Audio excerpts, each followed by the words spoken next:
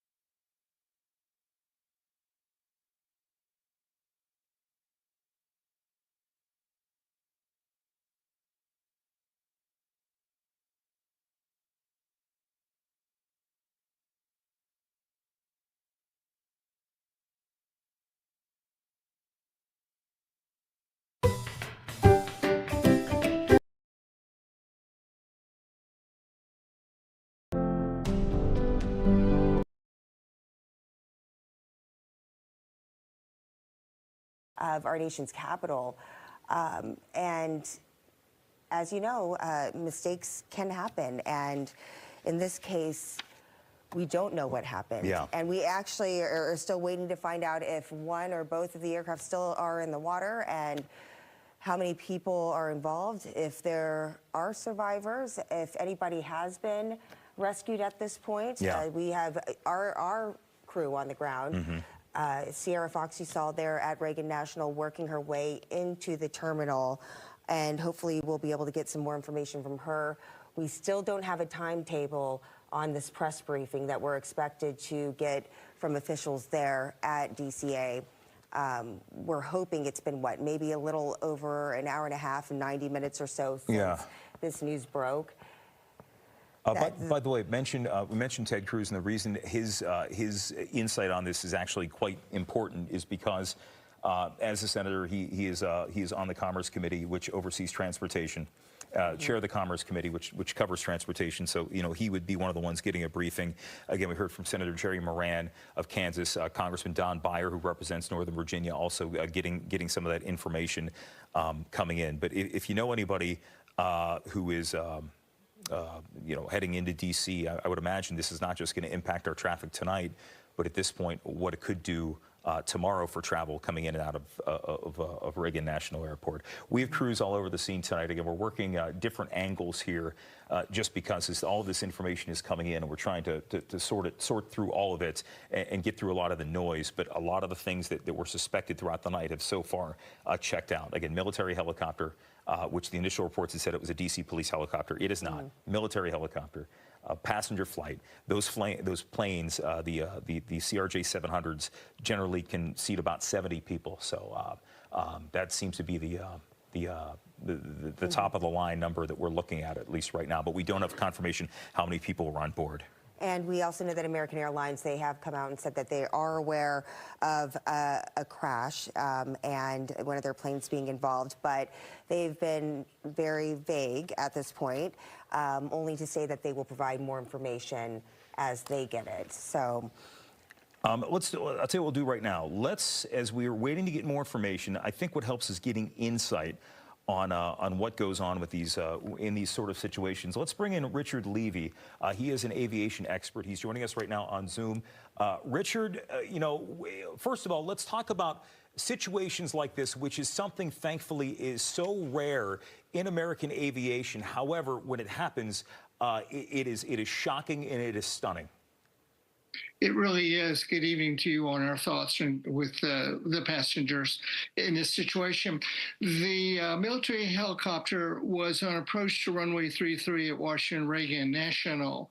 The commuter airplane, the PSA aircraft, and I'm being very clear, I'm making an assumption, I do not have the facts yet, was most likely cleared for an approach to runway 01, and I don't have that as a fact.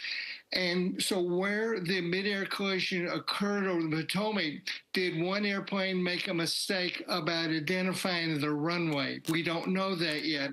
Obviously, there was a mid-air collision, and the aircraft are most likely in the Potomac River, as you all have been reporting. So that is going to lead us to the air traffic control tapes that will be focused on the approach controller. That's a radar controller for the approaches into Washington Reagan, and the tower controller.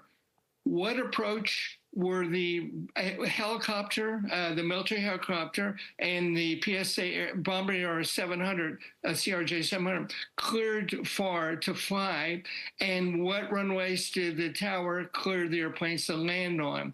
Of course, they would not clear them to land on the same runway. We know that. Mm-hmm. So was there a mistake made on identifying the runway?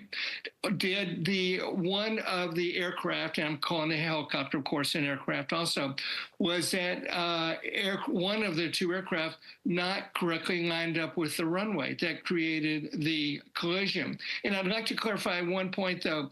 The PSA airplane is a regional airline and operated on behalf of American Airlines, but the flight crew training, the maintenance, the procedures of PSA are purely owned by and operated by PSA. They are not trained at American Airlines. So I wanted to make that very clear. This is very usual. Regardless of the major airline, Delta, United, and American, they have regional airlines, as we all know, that feed them and on thinner routes. And this is an example one from Wichita up to Washington Reagan. Captain Levy, so you've spent decades in the skies. And I know we've had a number of various across the country so-called close calls. Right. And you know, there is a certain belief that people know when you get on an airplane, you're putting your life in the hands of a captain, but you also know that we have a rigorous system of training and a rigorous system of safety protocol. We just mentioned the last time we saw a major incident at Reagan National was back in 1982 when Air Florida Flight 90 went down. Right. It's been some time that we've talked about something like this in our nation. It has been, and that is correct. And this is going to point at, as I mentioned, a midair collision on what we say sharp final, that is close to the airport, just before landing. Who was cleared for what, and which airplane was in the right position, aircraft, I should say, the helicopter, the PSA, which was in the wrong position at the wrong time. That is a big mystery. Obviously, you have a different speed of the Bombardier 700 jet versus the military aircraft, the military helicopter, I'm sorry, which is going to be flying at 30 or 40 knots. The regional aircraft will be flying at, my guess, 120 knots. We use knots in aviation. That's about 140 miles per hour. So you have a huge difference in speeds. That brings the question to mind again. If one aircraft, the PSA was on final approach to land on 01, that is up the Potomac River, basically, and then the military helicopter on 33, where did the midair collision occur and where was the mistake made? You'll get the voice recorder and the cockpit voice recorder off of the PSA aircraft. It'll be recovered and they'll play that back. And of course, the air traffic control tapes are already, they're always recorded. So I think we're going to put this thing together very fast. I'm not saying tonight or tomorrow, but rapidly. You're going to have a lot of evidence coming out. Yeah, and in your experience, Captain, because considering the time of night, and I believe the FAA, when they put their statement out, they said how the plane was cleared to, or was arriving and landing on runway 33, which that could be any runway. I don't know the layout of the ground there, but considering the fact that it seemed like a good day, we did have a lot of high wind out there, but overall, a clear night to be out there in the skies. Visibility and issues, I mean, I know it's all preliminary right now, but in your experience, the possibility of something like this happening, choosing the wrong runway after being cleared for a certain one. I mean, what are the chances that that can happen, and what could be the factors involved? Yeah, mistaken identification. We have electronic equipment on the aircraft, for example, for runway 01, that allows you to land in very low visibility. It's called the Instrument Landing System. On runway 33, I haven't flown into Washington Reagan. I flew internationally before I retired. In any event, it either has an ILS, which is very accurate, or an approach, to keep it simple for your listeners or viewers, that is based on GPS, global proximity systems. But so there should have been adequate spacing, and there would have been. And why there wasn't, that's going to be a matter of question. But you do raise a very, very good point. Regional airlines, larger, the 747s, 777s, Airbus, 737s, et cetera, and this regional airplane, they have TCAS, Traffic Collision Avoidance System, and it picks up an imminent collision, and you get an alert through the speakers on in the aircraft. It says traffic, traffic. So you're seeing the other aircraft, even a helicopter. And then if a collision is imminent, now I'm not saying the next second, in about 20 seconds, it'll say climb, climb, or of course not descend, descend. You're very close to the ground. Mm-hmm. Or so that's going to be a question. The TCAS is TCAS. TCAS. Did the military aircraft? I flew military, but a military transport, and so I don't know if the military helicopter had the TCAS. That's a big question. Why didn't it go off and alert one of the crews? Go ahead, Captain Levy. I want to ask you one more question, then we have to go. When you're flying into DC airspace, I mean, you have low-flying helicopters. You have the question of, are they lit up? Are they visible? Is there much communication between military pilots and commercial pilots? Mm-hmm. Often military, for the obvious occurrence of situation with the White House right there, most of the communications are on the same frequency we call VHF. Military can use UHF, ultra high frequency, but normally around Washington Reagan, everybody's going to be on the same frequency, and that brings up a good question. I'm hearing a helicopter cleared for an approach on near the same runway I'm on. That would make me very concerned. All right. That is Captain Richard Levy, airline expert, joining us here on Fox 5. Sir, thank you very much for your insight, unfortunately, under these circumstances. We want to go to Shamari Stone, who is now out and about as we continue to cover this from every possible angle. Show you're at Gravelly Point now. Talk about what you've seen trying to get there. Well, I've seen a multi-agency response when you have fire, EMS, you have U.S. Park Police, everyone converging on Reagan National Airport. Many people have been coming out here trying to get to the airport, and they've been stopping by this area. As you look right over here by Gravelly Point, you can see all the vehicles, people outside of their cars. They plan on coming to the airport when you had flights that were supposed to land and they were going to pick up their loved ones. Well, right now they are just waiting here, and across the George Washington Parkway, right over there, you can see the flashing lights, and that is where you have the multi-agency search and rescue operation underway in the Potomac River. After this small American Airlines flight 5342 from Wichita collided with an Army helicopter near the Reagan National Airport. You also have U.S. Park Police who have closed down Gravelly Point, and I'm going to pause for a second so you can see this is what people are seeing as emergency crews come by George Washington Parkway. Take a listen.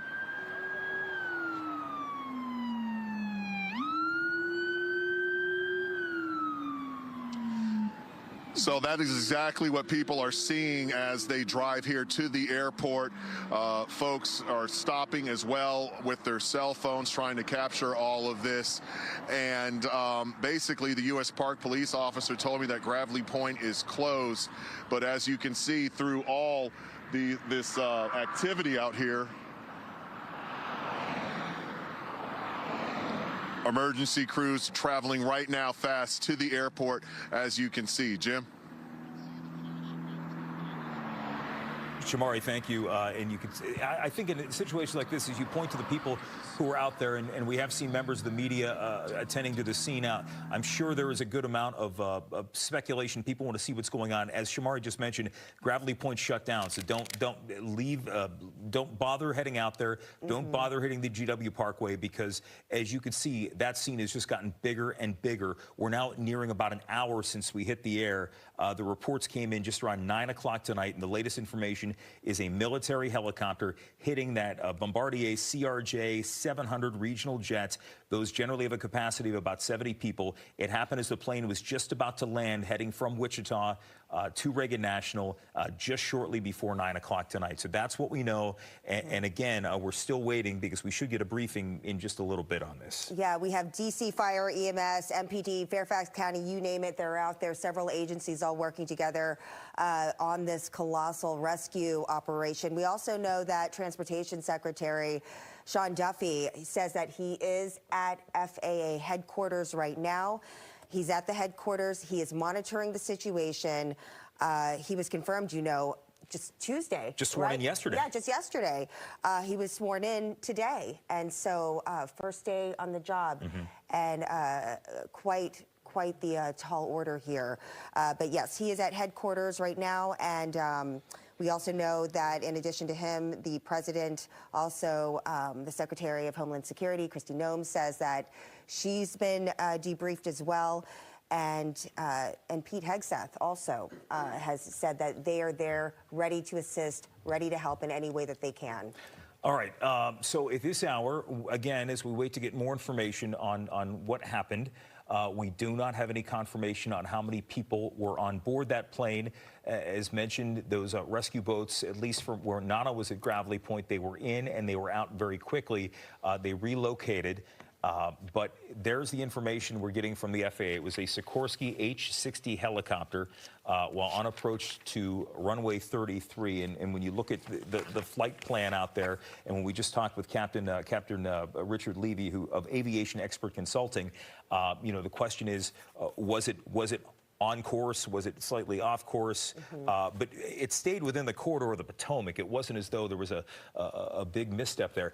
I'm going to ask once again if we can see our main screen here in studio, because it's a bit obscured from where we're sitting here at the anchor desk. But as you look at that vantage point there, we were talking before, there's the collision, but from the other vantage point, just to speak to the volume of planes that come in and out, you saw another plane right there on top, just taking off at that moment, well above. I mean, you know, that was nowhere near the crash site, maybe vertically, but certainly not within close proximity. You also notice the different speeds, which the captain mentioned that to us. And it's hard at this point to tell which aircraft perhaps maybe chose or missed the right runway. So, and like he said, I was surprised to hear from him that he thinks it won't take long for them to to be able to really put a finger on perhaps where that miscommunication or where the misjudgment happened, once they're able not only to get the black box but the cockpit, excuse me, voice recorders to find out what kind of chatter, what was going on. All right, so inside, yeah, they're going to do that briefing inside a little bit later, but we want to go to Sierra Fox. She's now inside the airport terminal, and as mentioned, they stopped the flights going in and out, and Sierra, it is empty behind you at this hour.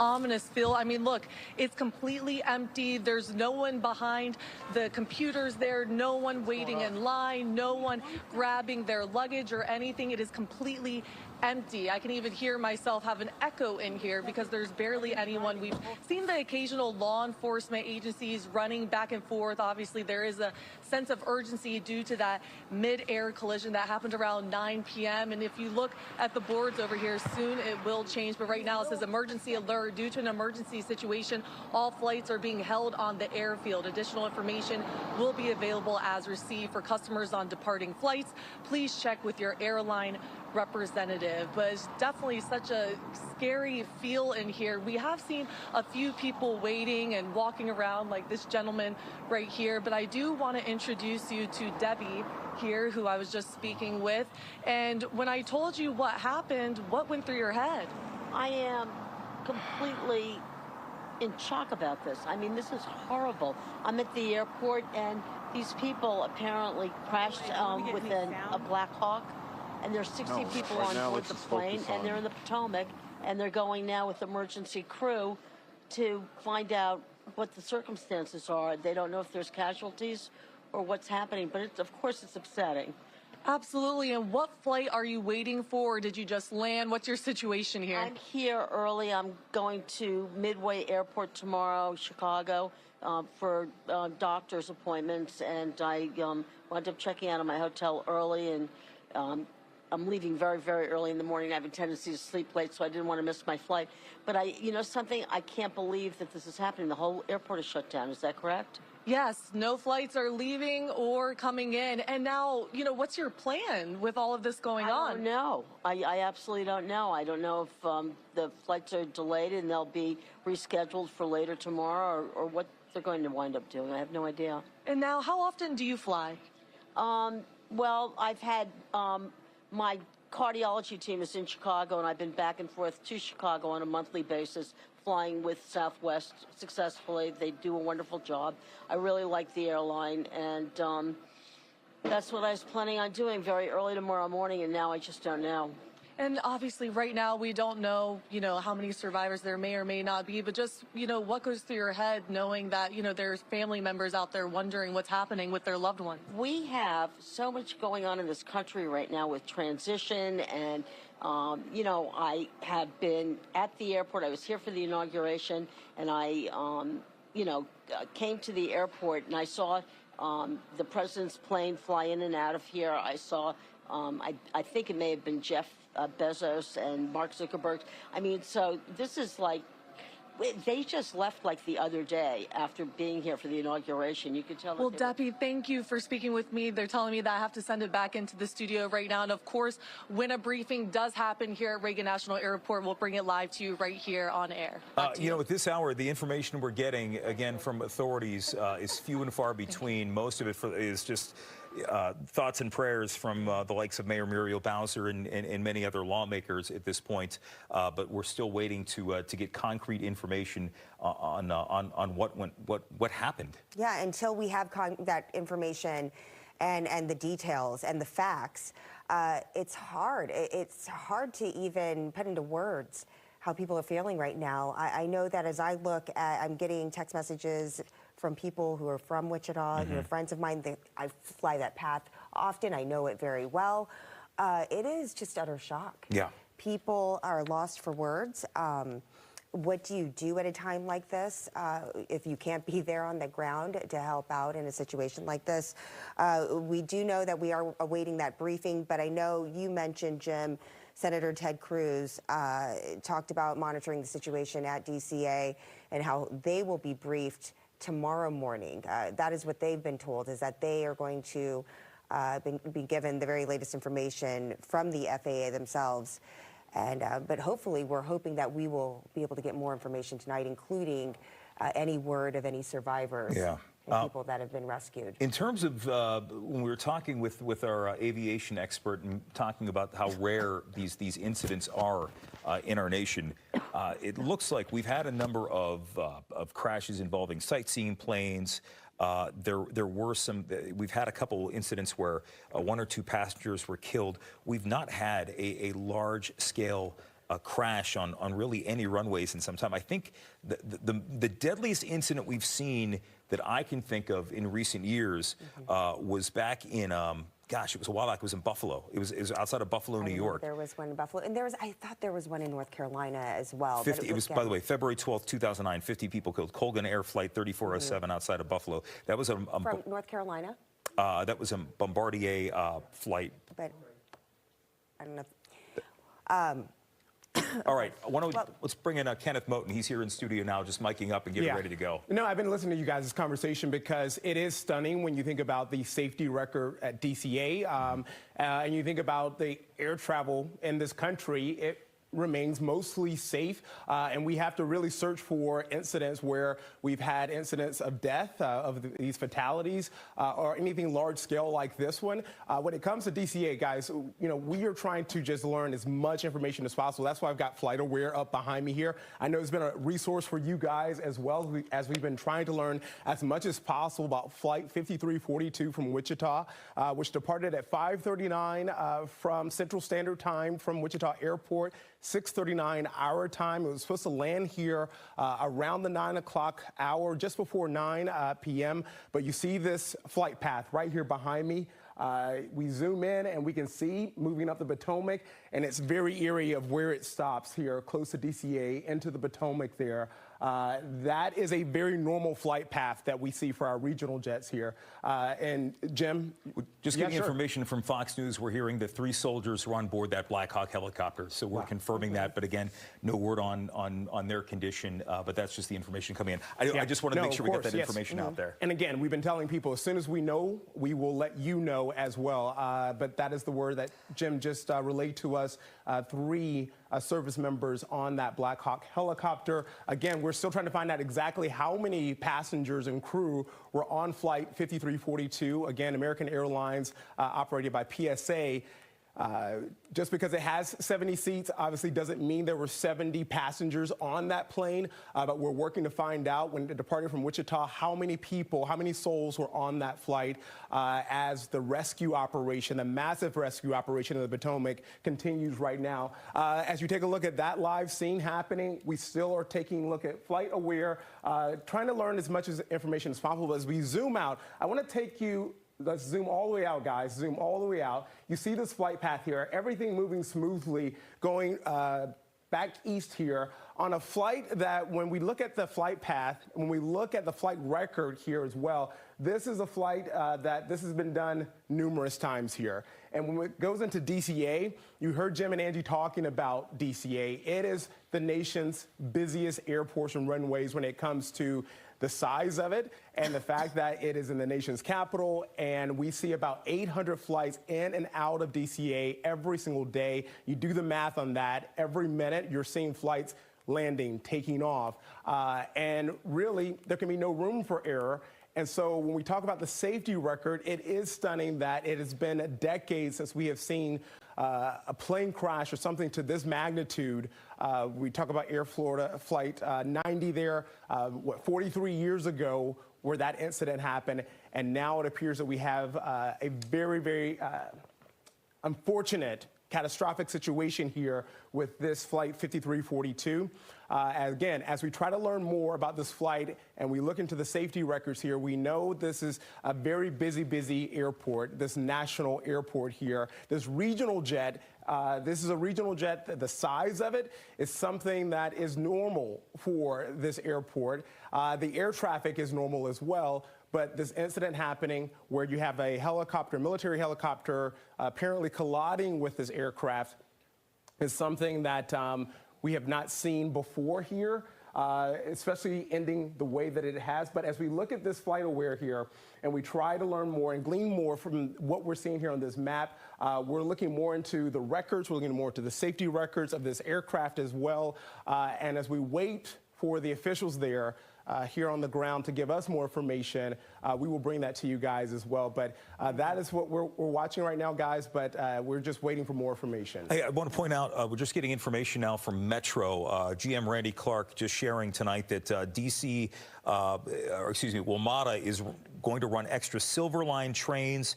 They're going to keep the Silver Line open to get people in from the Dulles area as well, trying to facilitate people who might be stranded tonight. They're also sending buses down to warm up a lot of those first responders because, as mentioned, the air is 46 degrees at this hour, but we're still dealing with some very cold water situations as those first responders tend to the rescue efforts. Yeah, and let's see here. we don't have a timetable as far as like, well, this is all inbound flights being held at their origin until 5 a.m. But we think that it's probably going to go longer than that. Yeah, I mean, obviously, it's we one can't of the, say, yeah, but right now you just have to stay on top of it. But in the meantime, you know, some people will stay there at the airport, and others will still need to try to find a way out.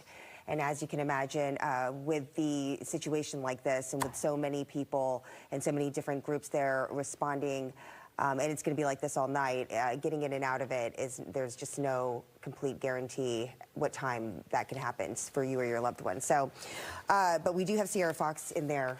She's in the terminal, and so that'll be good. She can keep us posted on any new developments, and we can bring that information to you too, because we know there's still a lot of questions. Plenty of them at this hour. Not just questions that we're asking, but questions that people who are flying or people who have loved ones in the skies. People certainly try to keep tabs on. So yeah, just take a quick breather here, because again, this is a catastrophic situation that's unfolded in our backyard, and our neighbors and our friends and maybe family are either helping assist this situation. We certainly hope that you're not directly impacted by it, but if you are, we're going to do what we can to bring you the most responsible information on this, because this is about as stunning to those of us as it is to you. And the live pictures, these are both live from what I believe. I know we've been showing you a bunch of different cameras, but everything you're seeing on the camera right now is just two different vantage points of this huge response, this enormous response. All of our local agencies working together, very heavily concentrated here in this one area. At first, they were at Gravelly Point, as we saw about an hour ago, before then abruptly just picking up and taking off. And I hear we are going to Mike now. Mike, are you standing by? Mike. Guys, this is terrible. I mean, absolutely awful. And all we can do is hope at this point, right, that we get some news on some survivors. Of course, rescue crews for sure doing their best. Obviously, I'm not an aircraft expert. What I am is a weather expert, and I can give you sort of the weather around the time that this crash happened in Washington. Winds were pretty standard. They were a little gusty out of the west-northwest, 15 to 20, maximum gusts, 26 miles per hour, right around 9 o'clock in the evening. Visibility was fine, 10-mile, perfectly clear in all directions, and clear skies reported as well. No cloud cover in the region. So weather probably not going to be a factor. Unfortunately, likely a factor once the plane made contact with the water. Air temperature, D.C. right now, 47 degrees. Unfortunately, that's not the case with the water temperature. Water temperatures in the bay are in the 30s, and we do actually have a buoy not too far from Reagan National Airport, located just about here, which is reading water temperatures of about 35.4 degrees. Unfortunately, if you look at data from the National Weather Service, they say that you can be in water for about 10 to 15 minutes before you start to lose consciousness when water temperatures is that cold, and survival rates after an hour go down pretty fast if they're left in the water. So that's why the response was so key, getting boats in the water as soon as possible to see if they could get anyone they were able to find out of the water. This is Reagan National Airport, of course, right here. That camera shot we've been showing you with the video that streamed the crash there. That camera is located just off to the north and to the west of the Lincoln Memorial. So that camera angle is kind of looking down. It doesn't look directly at the airport. It kind of follows the river down. The flight track was coming in, of course, towards Reagan National Airport. And if I go in really closely, I went through the airport map to figure out which airplane. They confirmed that it was trying to land on runway 33, the runway 33 approach, as we show you that video I'm talking about. I'll go back one map real quick here and show you. That's the angle. The camera's kind of looking in that direction, and it zoomed in on this area as that crash happened. So again, that plane, what they have confirmed, it was taking the runway 33 approach, which is this shorter runway right there, because it's not one of the major commuter aircrafts. Again, as Jim mentioned, one of those sort of regional airlines that carries anywhere between 65 to 75 people if it's completely full. Again, we don't have final final numbers into the room just yet. Again, guys, the best I can do is tell you that weather probably not a factor in this. I think I would have to bow to the aircraft expert from earlier who mentioned probably going to be some sort of communication issues, but of course we'll await on any official word as I send it back into you at the news desk there. Mike, thank you. Looking at some news from the Associated Press as they continue to track this just as we are. They are citing audio from the air traffic control tower around the time of the crash. A controller heard asking the helicopter, PAT-25, do you have the CRJ in sight, referring to the passenger aircraft. Tower, did you see that? Another pilot is heard calling seconds after the apparent collision. And then at that point, the tower started diverting other aircraft away from Reagan National Airport. As mentioned, all inbound flights are being held now to at least 5 a.m., which means at this hour, and what I want to do is just as we, I'm going to try to take a look and see where some of these planes are coming in from, because there aren't many at this hour, but there are still some. Coast Guard is now being deployed. Every available resource being deployed by way of Homeland Security Kristi Noem to respond to this plane crash. So this is the first test of a very new and very nascent administration. But you know, unfortunately, we have been through these situations before. It's just that we haven't had one of these to contend with in a long time. As mentioned before, Kenneth pointed this out. It is a very crowded airspace. And this has been something that has been the bone of contention for many lawmakers. If you recall, fairly recently, it was Congress cleared the addition of more flights. Now, we can tell you that it's very unlikely that there's a direct correlation, but when there were the concerns about the additional air traffic moving in through that area, that was something that certainly came up in situations like this where you have military activity very close. You have military aircraft flying through, working with government officials. We are told, again, the helicopter involved, that Black Hawk, had 3 soldiers on board. Reports are out that there were no VIPs on board that, as there often can be. Yeah, and this is just in also, we know that Maryland Governor Wes Moore, he has put out on X that the Department of Emergency Management in Maryland, which of course is part of the DMV here, has raised its Emergency Operations Center to enhanced status in support of this. He's closely monitoring updates and says that the state of Maryland, local authorities, they are all engaged in this response. Obviously, we see a big presence from DC emergency responders, and we saw Northern Virginia there as well. And we saw that early on with Fairfax County getting involved in the process as well, but they've been deployed. I mean, it's a very fluid situation at this hour, but again, we are following this. DCA, again, closed until at least 5 a.m. tomorrow. You are watching continuous live coverage of a tragedy in the skies over Washington, D.C. and Northern Virginia. It is 11 o'clock. You're watching Fox 5. Jim Lokay alongside Angie Goff and Kenneth Moten as we track this breaking news. And for those of you just tuning in at this hour, we can confirm American Airlines Flight 5342 with nonstop service from Wichita to Reagan National Airport collided with a military helicopter upon landing just before 9 o'clock this evening. The collision happening in the Potomac.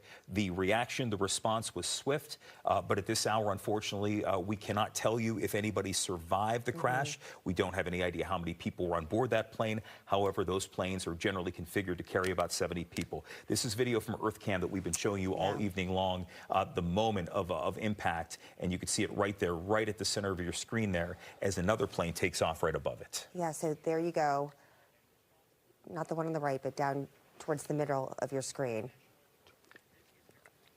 Yeah. There you go. You can see it right there. Also, we mentioned that President Trump was briefed on the situation, and he has now since released a statement about what he says, quote, is a terrible accident that just took place at Reagan National Airport. May God bless their souls, he said in the statement. And he thanks first responders. He also said that he's going to provide more details as they arise. So we do know, in addition to this being a Black Hawk helicopter, Army officials say that 3 people were aboard that chopper, but the official could not confirm their status as of yet.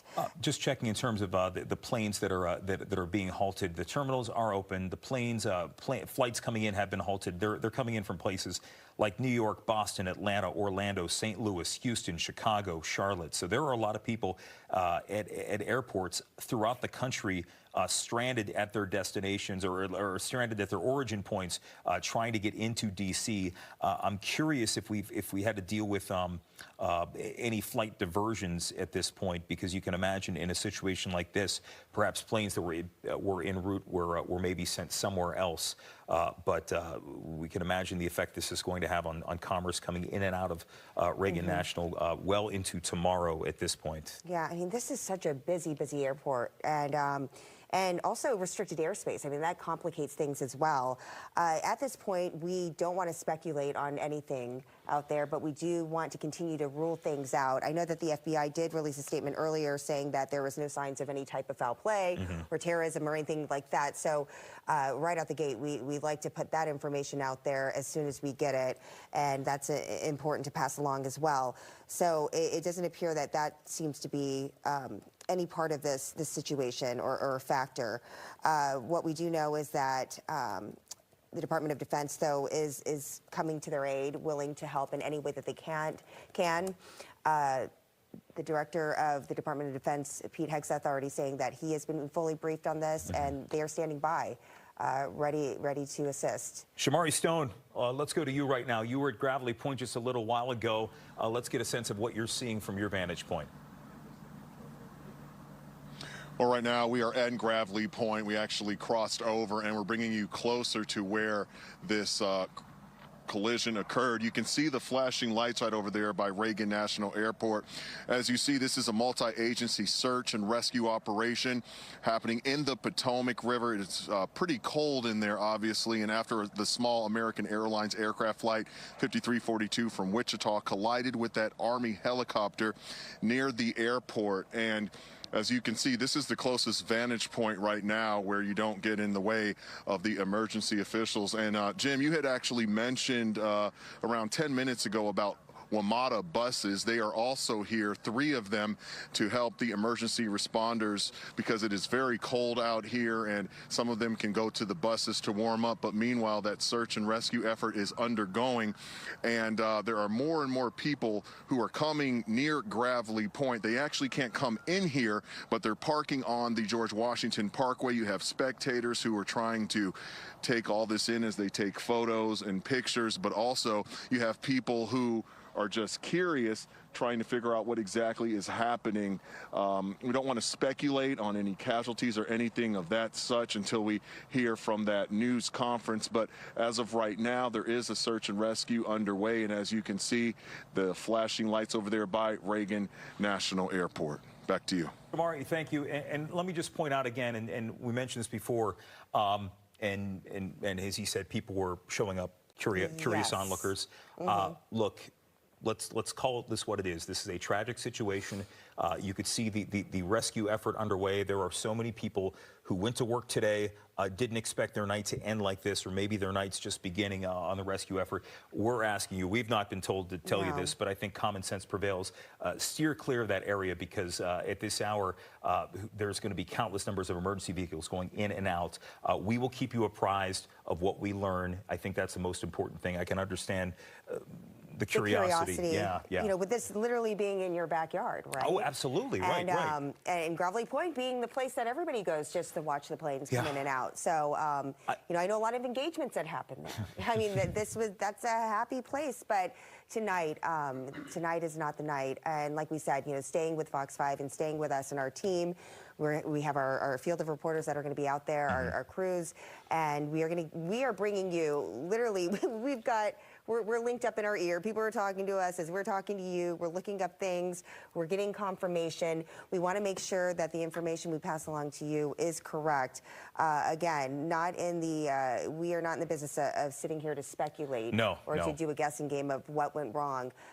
We want to give you the information that matters right now, and the information that it can impact you on a more immediate scale. So. And I keep looking down to see what new information we might have coming in. There's really not a whole lot at this point. Hey, look, here's what I want to do at this point. So we had Kenneth over at the board a few moments ago. I'm wondering, can we bring Kenneth back into this here? Because on the right side of the screen, you're looking at FlightAware, and Kenneth has been looking at the landing path or the flight path over here. And I'm, we also get some information about where these planes are coming from. But let's go back. You were talking just about 20 minutes ago about what you were seeing from there. Let's give the people at home what you were seeing in your analysis. Yeah, anybody can go to FlightAware.com. We use it as a resource here on many days when we're looking at when there's weather, there's severe weather, snowstorms, how many flights are impacted, where flights are coming from. You might even use it for a loved one if you are trying to find out more about their flight information and get real-time information about when are they going to land at one of our DMV airports. And so we went to FlightAware, and you can see this flight path. And the first thing we saw before we started seeing some of these incredible images that we see there on the Potomac of this rescue operation that's happening live, we saw this right here. We saw the flight path, a flight path that is very typical for any regional jet that's coming into DCA, which again, one of the busiest airports in this nation that sees anywhere from 600 to 800 flights taking off, landing, again, daily. So you do the math on that, and you can figure out just by minute how many planes are taking off and landing. If you even just ride by Reagan National, or you're on your way to pick up a family member, you see planes coming and going there. People, again, setting up just to see planes taking off from DCA. So we take a look at this flight path here, and we see the flight path of Flight 5342 making this approach, this northern approach up the Potomac, which is very normal. And then you see this green line right here as it crosses it from Virginia over, and there it stops, right there at the Potomac. A very eerie sight, I know, to see that. But that is where, Jim mentioned, Angie mentioned that when we started getting the emergency calls that were coming in from Southwest DC, this is the reason why, because not only did people see that flash, they probably heard it as well, but the flight path showing that it stops right there, never making it to DCA on that approach. If we zoom out here, we can, again, as we reset, Flight 5342, American Airlines, departed Wichita Airport, 5:39 p.m. Central Standard Time. It was scheduled to leave at 5:28, so just about 11 minutes behind the schedule. But as it made its way here east, you can see no issues, and then it made this approach coming down, passing IED, Dulles, and coming down, making a very normal flight path here that we see for these planes that we believe, again, 60 to 70 passengers that this plane carries, this regional jet, and then this approach to DCA, scheduled to land. It was scheduled to land the 8 o'clock hour, right before 9 p.m., that is. And we know that now, and guys, I know I've been staring at this FlightAware, but to see that this gate arrival just did not happen, and just to see hash marks or dash marks there, that is tough to see, because we're talking about souls there that were on that flight. As we try to learn more about this flight, where it was coming from, as we look into the safety records. And guys, and I know we've been talking about how busy this airport is. We're talking about the reauthorization of that FAA reauthorization that allow more flights to come in. The big debate that we covered here on Fox 5 of lawmakers who were against people who live along this flight path right here, who are also against because of noise and other things, and they were concerned about safety. And now this has happened. And so, Jim, as I toss it back over to you guys, just in case you have more information here, this is something that safety, yes, there's an operation, a rescue operation that's happening right now, but safety will be a big talker when we talk about what's next. American Airlines confirming to Fox 5, 60 passengers were on board that flight, 4 crew members. Again, this was a Bombardier CRJ 700 regional jet going from Wichita to DCA. Again, that's the number of people who are on board, so a total of 64, 60 passengers, 4 crew. That information coming from American Airlines, but at this point, no word on the status of any of them. And you also have to feel for these air traffic controllers. A lot of times they're in these towers, and in this situation, I mean, they're helpless. There's nothing that they can do at this point. These are workers that have very, very tough jobs, highly stressful jobs. Many of them, we've done the reports, working 6 days a week, 12-hour shifts. it's a tough job, and it's important. It's what makes our town go. I mean, this is a main hub, not only for us, but also for the nation. And so you have to imagine there are so many people right now that don't even know what they can do as we all sit here and wait for answers to find out. More numbers are coming in, obviously, but still the information that we really want, the information that so many of us need right now is, who is okay? Were they able to do any rescues? What's going to be the next step here? There's a lot. At this point, There's a lot. And again, we're still waiting at this hour for a briefing where we're going to get more information. And you imagine in situations like this, they want to get everything. They want to get everything correct and everything accurate, because we've had situations like this. There have been plane crashes where you hear it was headed in one direction when the reality was it was headed in the complete opposite. In times like these, this is a situation where we have to, it's incumbent upon everybody to make sure the information gets through. And as we talked with flight expert Captain Richard Levy earlier, he thinks that an investigation into this should be pretty straightforward because you have the data recorder, you have the black boxes on board.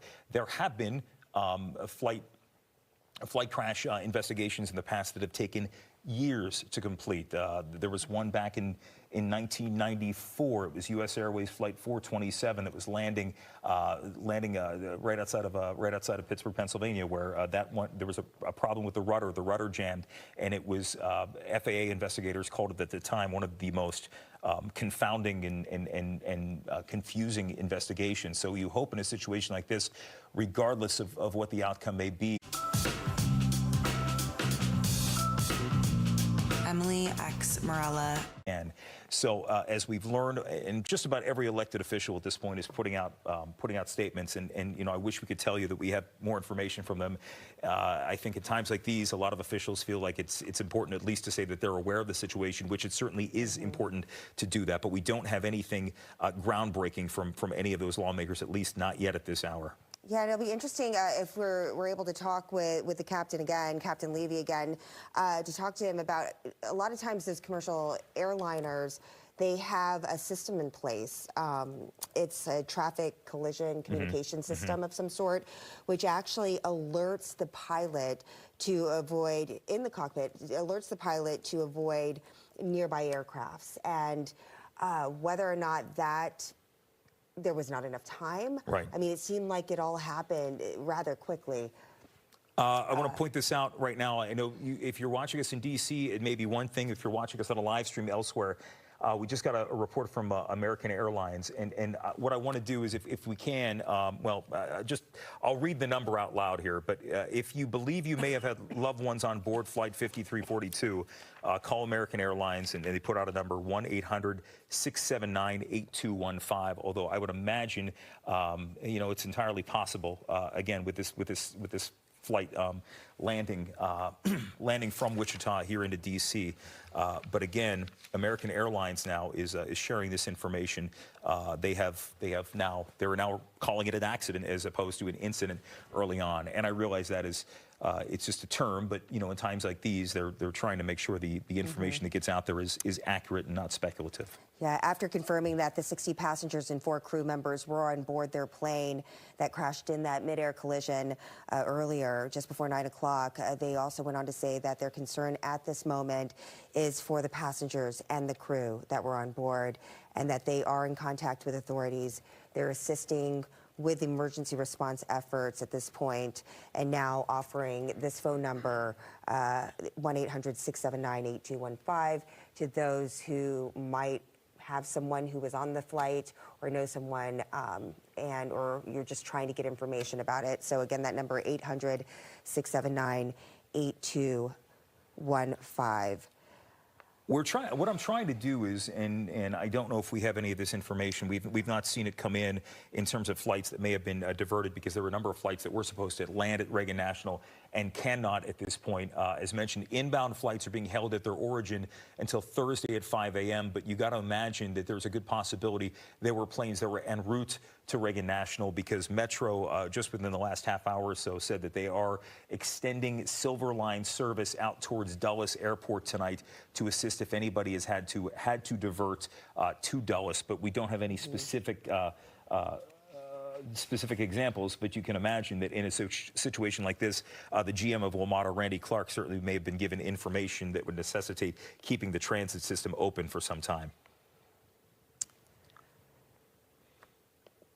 It's too early, obviously, to come to any conclusions, but I know prior to breaking in with the information from American Airlines, I was talking a little bit about the collision system or the alert system that these commercial airliners have in place, and apparently helicopters, Black Hawk helicopters, don't have something of that nature.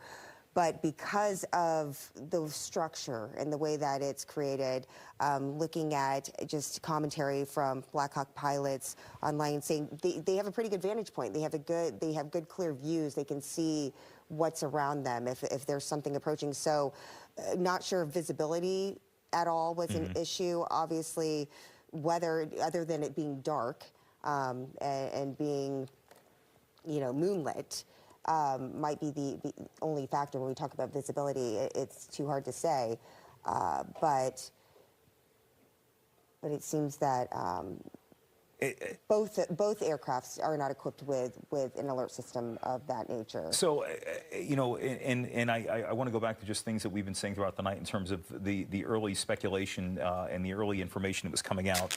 And there are people with sizable social media followings and who have loud voices in American media. And I want to ask all of you watching tonight. I realize times like these, in times in which we live, it is in vogue sometimes to fault what we do, and sometimes that's rightfully so. But what we're doing here is trying to give you factual information. We are not speculating as to what happened. I realize that video we showed you earlier of the collision was stunning.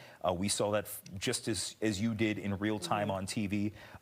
We are just working with the information we have, and I just caution, please, let's hear what happened, because there are 60 passengers and 4 crew members and 3 soldiers tonight who either went up in the air, they were coming back to D.C., maybe they were visiting, the soldiers were just doing their duty, and tonight, not just their lives are forever changed, but the lives of family and friends. We're talking about human lives here. So we will get you the information as it comes in. I ask you to trust us on this, please. Thank you. Now we're going to bring in Mike. Here's the thing. Mike, I believe you're standing by there. I was talking a little bit about the weather when we were speaking with the captain earlier. Try and make people just really trying to piece together, because we look at these live cameras every single night. And here's the thing: you found a hobby Let's after look retirement at that Reagan you're National, enjoying, a great and night to be out there flying. Everything's clear. I mean, it's been the talk of the day that the weather finally is starting to cooperate.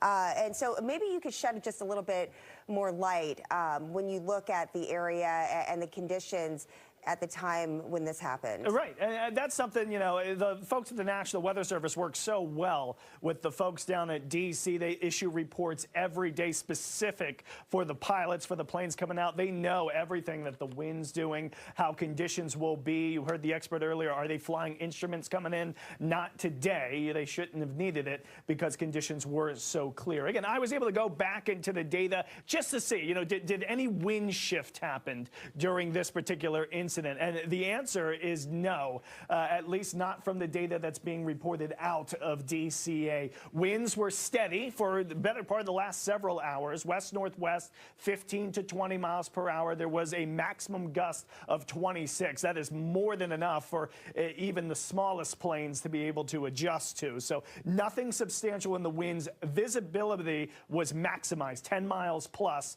was the reading at Reagan National Airport around this time, and skies were violations clear, of no yeah, ceiling at all, ceiling being the lowest level of the cloud deck. No clouds overhead during the time of the collision. I know the video you're showing there, hard to watch, but that is the moment that aircraft made contact with, or made a collision with, that helicopter there in D.C. Temperature still holding at 47. The concern, of course, when we're talking about a plane that goes down in the water is with water temperatures. They're in the 30s, widespread. Chesapeake Bay, Potomac River had ice on it all last week, even into this week. And we were able to go in on the buoy and get a reading, and this was live within the last hour. It gave us a reading 35.4 degrees. That is very cold water. Unfortunately, it's water that, yeah, it's survivable, but you got to get folks out of the water very, very quickly. After about an hour in water like that, you can lose consciousness 15 to 30 minutes, but after an hour in the water, your chances of survival do go down very, very quickly. Of course, the buoy a little bit farther away from Reagan National Airport. It is the closest reading, though, that we have to DCA. Now, we're showing you this video here, which is coming off of the Earth Cam that overlooks the Lincoln Memorial. Lincoln Memorial way up here, and this plane was on approach, kind of coming across Maryland, about to head into D.C., right across the Potomac River there. So that was the flight track according to FlightAware there as it was making approach to the airport. Did look at the runway map, that you can see, and the runway 33 approach, which is the one that this plane was taking, it was trying to land on this runway right here. It's a little bit of a shorter runway compared to the longer ones that they are often used for takeoff. You see in that video, there's that initial plane that goes by. That was far away. That it was way, way up here as that plane had taken off on that runway, heading off to the north and west. Really quick, just to mention water depths around that region. Eastern half of the river, depth is about 30 to 36 feet. Once you get closer to DCA, it does go down substantially, about 5 to 15 feet of depth there as you approach runway 33. Guys?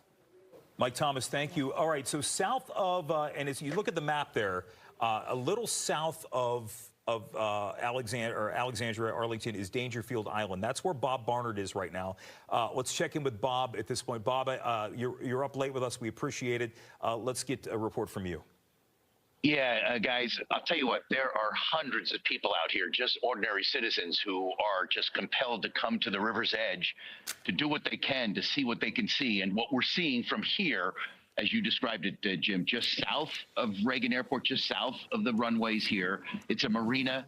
If you're familiar with this area, it's on the Virginia side, Dangerfield Island, looking directly across the river, and it's probably about a mile from here is where the search and ideally rescue activity is taking place. So it's directly across Clearview. It's quite a distance, but this is where people are coming to just, they're compelled to witness this thing. Nothing like this happening for more than 40 years here. And I'll tell you, it's heartbreaking to see. As you're coming in, people are walking out just shaking their head. Of all walks of life. And it's just rather extraordinary. But I will tell you, from this ground level vantage point directly across the Potomac River, there are just dozens and dozens of flashing lights. You can see them from our images that we're sharing with our viewers right there.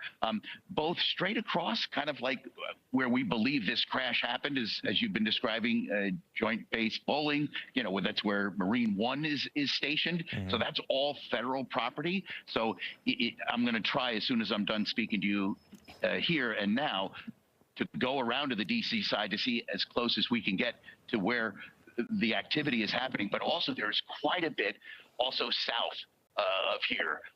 And so they're like two locations. We're not sure if one is a staging area where they're maybe bringing people if they're pulled from the river, and the other is where they're actually doing the search. But there are two distinct large groups of flashing lights and activity, and both appear to be on the D.C. side, from this vantage point, on the D.C. side of the Potomac River, and you know, where it stretches down into Maryland at some point, perhaps. But it's just extraordinary and heartbreaking. And again, people are just compelled to come to the river's edge here on the Virginia side just to take it in, and we see people praying.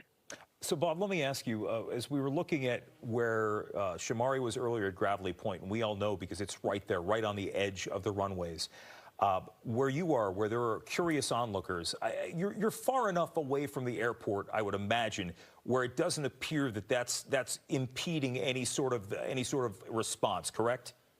Not at all, because Okay. it doesn't appear that any of the Marine rescue units have launched from this side, from the Virginia side. They're all on the other side. So no, this is just open. There was nothing keeping anyone from coming here. You know, there are other media here, but primarily just people who are compelled to leave their homes and watch the helicopters flying above and seeing what they can. Yeah. It's disheartening, frankly. Yep. Wow. Well, thank you, Bob, so much for joining us and giving us a You bet, Angie. perspective down there on a very difficult night. We know now that the FBI has confirmed that they are aiding in the response of this crash. The U.S. Coast Guard, we heard earlier, the Department of Homeland Security saying that they have made every available resource available in this effort. Josh Rosenthal joining us live now tonight. Josh, where are you at and what are you seeing? Jim, we're in Navy Yard. Just to set the scene for you here, that's Nats Park behind me. If you look over here, this is the Frederick Douglass Memorial Bridge. And then if you follow me in this direction, this appears to be one of what I imagine is several staging areas for emergency personnel. DC police have a helipad down here, and some people that we were just talking to have been here longer than we have said they saw a DC police helicopter land here. We also earlier crossed over the Frederick Douglass Memorial Bridge, and it appears as though there's a dock. This may be a place where they're getting some boats into the water. It's difficult to tell because so much of it is shut down, but as you can see behind me, there's a lot of emergency personnel. As far as traffic goes in this area, take a look over here. A lot of these streets are blocked off. It was not difficult for us to get down to this general area. However, once we were here, it was extremely difficult to get to where we are now, to find parking. In fact, we were able to cross over the Frederick Douglass Memorial Bridge, but then we weren't able to come back, so we had to loop back around on 495. It is a very chaotic scene. It's a lot of people like these gentlemen here kind of just trying to figure out what is going on. Obviously, everyone is extremely concerned for the people who were involved in this crash. And again, down here, you've got a lot of emergency personnel staging. It's difficult for us to tell you from our vantage point exactly what they're doing, although I can tell you we've been standing in this exact spot for 5 minutes, and a lot of times people hear of a crash like this, a tragedy like this, an emergency like this, and you think of people running all over, and I'm sure that is happening to an extent in other places. Right here, though, this is the scene that we've been looking at. It's a lot of emergency personnel who appear to be ready to spring into action. However, we personally have not observed a lot of movement here so far, guys, although I can tell you a lot of vehicles over there, a lot of emergency personnel over here, and Jim and Angie, a lot of concerned people here doing the same thing we are, which is trying to figure out exactly what's going on. We have been to, I mean, we've all been to events down on the Navy Yard, and it's striking when you see the helicopters, the military helicopters, you know, doing their thing, flying over there. And we're so conditioned in D.C. to not hearing helicopters overhead that when those initial calls came in from Southwest, not too far away from where you are, understandable why that often gives you a moment to pause.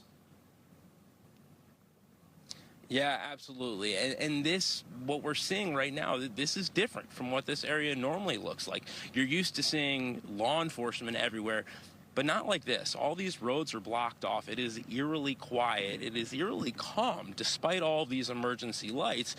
So again, guys, it's just we, like everybody else, we're trying to piece together what exactly is happening here.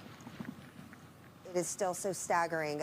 Josh Rosenthal for us tonight there at Navy Yard. We will check back in with you here shortly. Thank you. And you're right, Jim. The one thing that I hear from the eyewitness accounts or people that heard it, they said there was a huge boom, is that there's a lot of condos out that way where he is, a lot of apartments, everything, yeah. And so, and it's just common. You just see helicopters coming to and fro, and it's no big deal.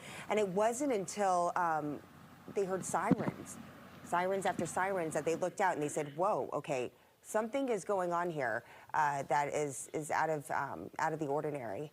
And it is quite extraordinary. 11:30 right now. If you're joining us here at Fox 5, we're in extended live coverage of the crash of American Airlines 5342, which was going nonstop from Wichita, Kansas to Reagan National Airport. It crashed right around 9 o'clock at night.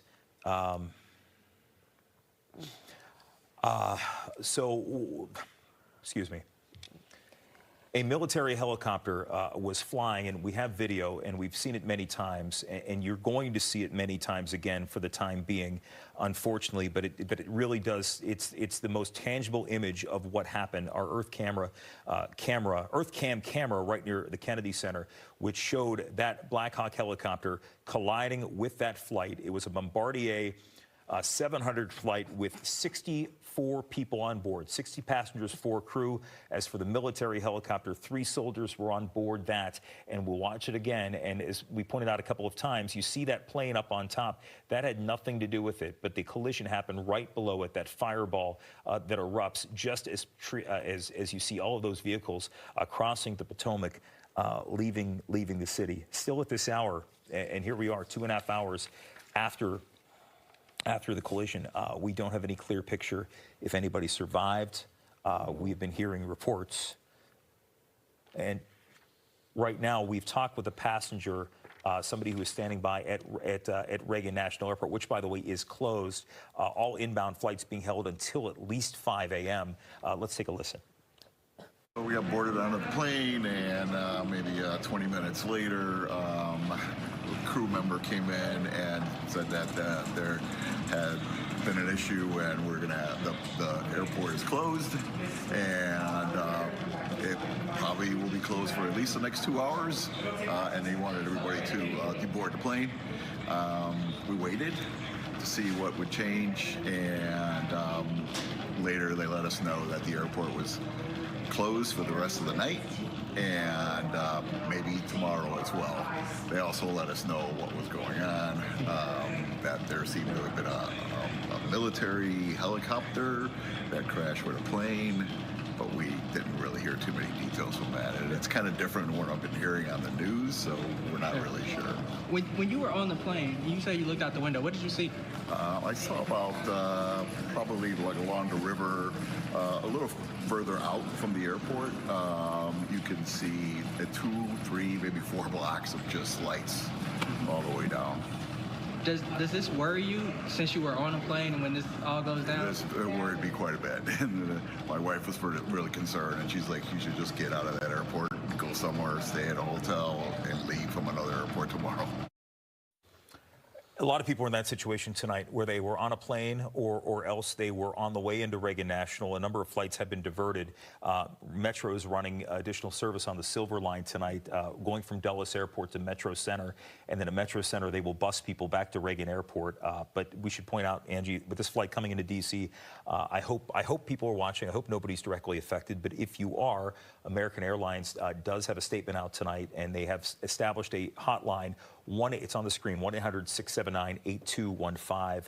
That's how they're going to disseminate information. And again, we're waiting for a briefing. We don't know when that's going to happen, if it's going to happen tonight now. They haven't even given us a window. I mean, the next closest thing that we heard of any kind of briefing and timing was when Senator Ted Cruz says that they expected to be briefed by the FAA Thursday morning, tomorrow morning. We don't know exactly when that will be. Hopefully, us as the media and these families will be briefed before that with what they know. What we can tell you, though, is what is evident through what you see on your screens right here, and that is everybody in this area that has the power to help out in the situation and try to find more people and save more lives is out and about and doing what they can. The FBI joining the search and rescue, the response in this crash. The U.S. Coast Guard out in full force. We know the Maryland State Police, they have deployed their divers. They are in that frigid water right now, the frigid Potomac, here at the scene of the helicopter and plane collision. We still don't know how much, if both aircrafts are submerged in the water. It's really hard because it is so dark, and that adds to it complicates things and the amount of danger. It increases the danger factor here. And obviously visibility a big factor.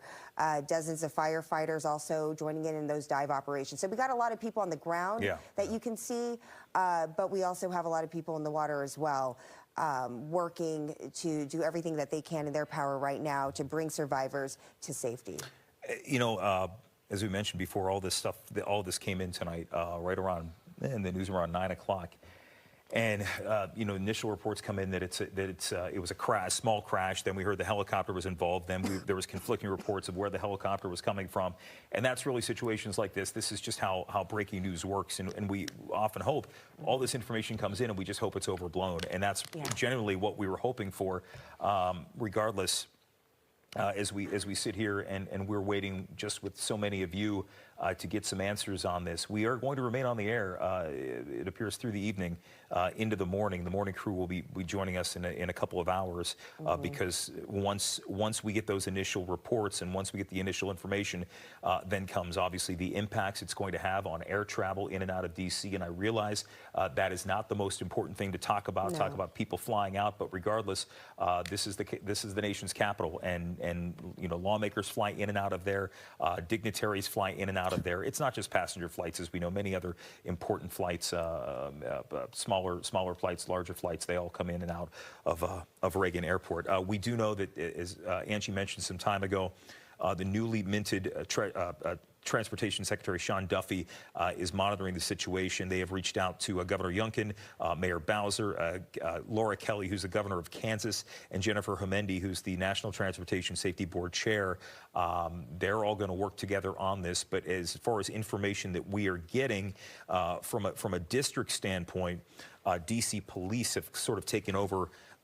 Speaking for DC Fire and EMS, they were the initial responders. In fact, it was DC Fire and EMS that initially put out the reports confirming that a collision happened. But you know, the numbers you've seen on the screen, it's 64 on the plane, 60 passengers, four crew members, and 3 soldiers on board that military helicopter. Yeah, which was, I believe, out of Belvoir, right? I believe they were connected to Belvoir. That was, let's see here, yeah. They said yeah, it was a UH-60 helicopter out of Fort Belvoir. So, and that's the thing. We're sharing with you the information that we have confirmed and what we know. But again, you know, these are coming from reputable sources, including from American Airlines, which they had said that they will be doing some sort of public announcement a little bit later on. But that seems to be, well, there was never really a time frame put on it in the first place. No. But first and foremost, I mean, the most important thing right now is trying to bring these people to safety, trying to save as many lives as possible. And that really is where the focus is right now. Going forward, the way it will probably play out, if you were to look at it on paper and you look at how things have played out in history, is that the NTSB, which has already taken the lead here on this crash investigation, will lead the charge. And the FAA will weigh in and assist in any way, also review safety regulations. I mean, a lot of times, I mean, we talked about Air Florida from, 40 years ago. That significantly changed the way airliners and airports did business when it came to how they dealt with winter weather and flying in and out of winter weather. And it changed protocols, and who knows if this is going to have the same effect and impact and will lead to, you know, future regulations, because we simply just don't know why it happened at this point, and if, you know, what could have made it avoidable.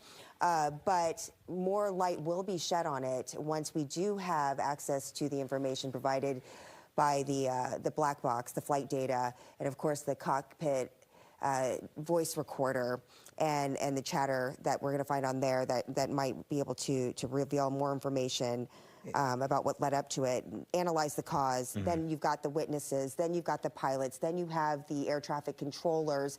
A lot of voices, a lot of pieces to this puzzle that need to be put together. But again, right now our focus is on let's try to. The Associated Press now saying that Reagan National Airport's closed until 5 a.m. on Friday. That coming down from the Associated Press just 6 minutes ago. So the airport is now closed until 5 a.m. on Friday. That news just coming in by way of the AP.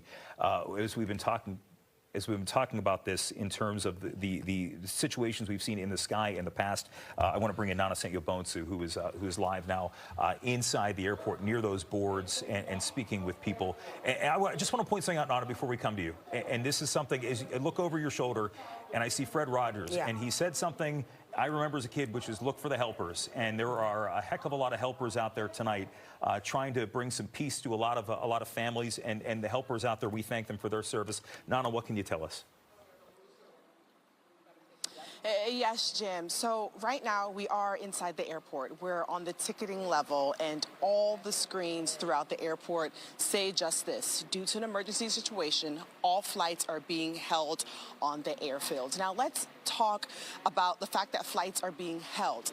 We had a chance to speak to a number of people who tell me that they were actually on their flight. They were boarded, getting ready to take off when there was an emergency kind of exit. Obviously, they get inside the airport and then find out the unfortunate tragedy that took place. One woman I was speaking to brought up a good point. Even though it's a fluid situation, there's a lot going on. She says, we're trapped in the airport. We can't leave. As we've been reporting, the airport is closed. You can't come in, you can't come out. Her Ubers aren't, able to pick her up, and she's terrified, she's distraught. She has a lot of questions. A couple of other people we spoke to say they don't know what to do. They're just sitting and waiting around, but right now there is no activity. Across over here, you can actually see this, active scene that we've been looking at all night. I'm gonna have Sanan actually push into it and see how close we can get. But all those lights over there, that's the Potomac River. On the other side is DC. Still obviously very active. We have fire, we have police. As we've been saying, this is a multi-agency effort, everyone coming together just to help. You mentioned helpers, but that's the situation in the airport. It is closed off, but there are a number of people here just trying to figure out what is next. How do they get home? Obviously people are like, how do I get rebooked, reassigned? Not everyone is from here. So, we're still walking the terminal, speaking to people, but a lot of people, one, very emotional about what happened. One woman said, could have been their plane that was taking off or trying to land, right? And just trying to get some answers while we're up here. But I know we mentioned earlier, the Metropolitan Washington Airports Authority says stand by for a statement. Right now, that briefing has been put on hold, but media is being sent to a specific location in the airport. So that's why I'm assuming there will still be some kind of update if they're sending us to an area. But right now, we're just in the terminal, walking around, trying to get some answers, trying to find people to speak with. But again, because of this emergency situation, all flights are being held. No flights are taking off and no flights are landing. So a lot of questions and uncertainty here. But I mean, we have passengers, just take a look, just walking, trying to figure it out. There were people coming to look at the boards, but when they look at the boards, it says, due to an emergency situation, there's not much that they can do. A lot of people looking for questions today. So let me ask her something. Excuse me, are you traveling? Are you taking off? I'm a journalist. Oh, you're a journalist? She's a journalist, okay. But yes, just trying to get an idea of everyone that's in here right now. Jim? Nana, let me ask you this, and I know you showed the boards there, and that's really as much information as we're getting out there. We have from the AP that they said things are going to be closed, that no flights are out until 5 a.m. I've not seen, I want to point out, I said that because the Associated Press had reported that. I'm not seeing that anywhere from any official airport channels. So if you get a chance, next time we talk to you, if you hear from anybody, because right now everything's saying 5 a.m. tomorrow, but it looks like we may see the airport close until Friday. So that's the one question I think we're all collectively going to try to get answered between now and then. So I just wanted to put that out there for you. If you happen to hear, please let us know. Yeah. All right. We're going to check back in with Nana coming up in just a little bit. Again, these are we mentioned things are fluid, but that was from Zeke Miller's reporting. And what do you have there? Yeah, I'm just trying to see if the airport's done any updates other than updating media. You can stand by for your briefings. Yeah, but and by the way, that's to be determined now. Originally, they had said it was going to be somewhat imminent, but that's not going to be the case. One of the big concerns out here that we mentioned, we were checking with Mike Thomas about the weather conditions, was not necessarily about the not just about the air conditions, but the water temperatures. Oh, yeah. Because the water temperatures, according to buoys out there, were so cold, and the temperatures were so cold, it does not lend itself well to surviving in the water for long periods of time. No. I mean, that is really what is going to increase the danger here, the danger factor. I mean, along with the low visibility we talked about, and the temperatures, it's basically, it's the water. I mean, we saw today pieces of ice and snow breaking away finally on the Potomac, but it's still cold enough for ice to be out there. And so the conditions obviously not ideal. Going to be an extra challenge for not only the divers, and time is really of the essence in a situation like this. No doubt. And we know that since the call came in, they have been out there, and they got right in the water, right in the beginning. But right now it's just so difficult for us to be able to tell you exactly where they are because we can only get so close. I think what struck me earlier, because Nana started over near Gravelly Point, and they started to drop some rescue boats in the water, and then very quickly they reversed. Armin Kurdian is a frequent guest here on Fox 5. He does a little bit of everything, but Armin, you have a good amount of aviation experience, and I think knowing at least what we know right now, how does something like this, I think it's a question a lot of people have. I don't know if you have the answer. How does something like this happen? Well, I'm going to have to give you a few hypothetical scenarios. Just watching that video and how it actually occurred as the American Airlines jet is descending, the pilot, if the pilot, probably hadn't flared, is probably still looking down, but you can't really see what's below your aircraft very well. The helicopter, on the other hand, has very good visibility above it, so the pilots would be able to see what's happening above. So I was saying, okay, how did the helicopter not see this American Airlines jet with flashing strobes in front of them? Were the pilots distracted in the cockpit? Were they looking at something? Did they have some other kind of issue? One is talking on the radio. Were they looking at a different display? As you can see, this happened very, very quickly. As perhaps the jet came into the helicopter's view, they may have only had a few seconds to actually notice it. Now, the other question is, okay, the air traffic control is talking to the American jet and the helicopter at the same time. Was it the same air traffic controller? Or perhaps were one or both of the aircraft not reporting their altitude correctly? It might have been said before, ADS-B, ADS-B, which is a way for aircraft in that airspace to precisely state where they are on a regular basis. They basically push out their GPS position. In the old days, it was just IFF, so it was just a singular sort of ping, an active ping on the radar, saying, here I am, but the radar can only figure out where it was. In this case, the GPS position says this is exactly where I am in three-dimensional space. So if such a collision was about to occur, the air traffic controller would get an immediate alert. They would see two converging tracks into the same piece of airspace, say within 1,000 feet of each other. The air traffic controller would be alerted. You didn't hear any type of urgency in the voice of the air traffic controller. So that would lead me to believe that perhaps one or both of the aircraft were not broadcasting ADS-B, or there was perhaps a problem there. So there's a lot of potential possibilities. However, it does seem, at least on first glance, knowing more, that both aircraft seem to be operating nominally without any other kinds of emergencies or other kinds of issues, unless something happened that we simply didn't hear on tape. I want to point out to those of you referenced the video or the audio. We read the audio. We do not have that to share. Otherwise, we would do so. But I appreciate you sharing it because I think you can tell a lot from the inflections and the tone of voice in situations like that. Yeah, it definitely adds context to it, sense of urgency. Armand, I want to ask you because, back in 2023, the Metropolitan Washington Airports Authority president had really advocated against... Hey, hang on one second. Hang on. Okay.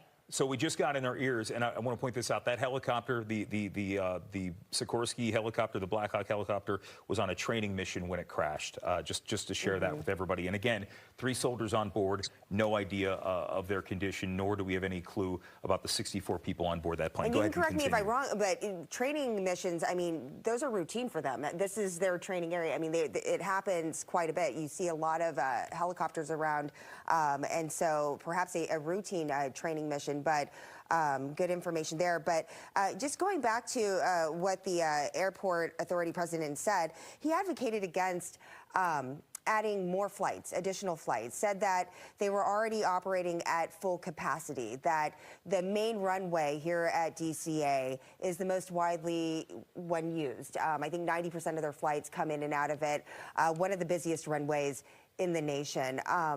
And so this is a busy airport. I mean, is there, just in your experience, you know, with what you know, we saw reports leading up to this of near misses and close calls, but valid concern here where we live?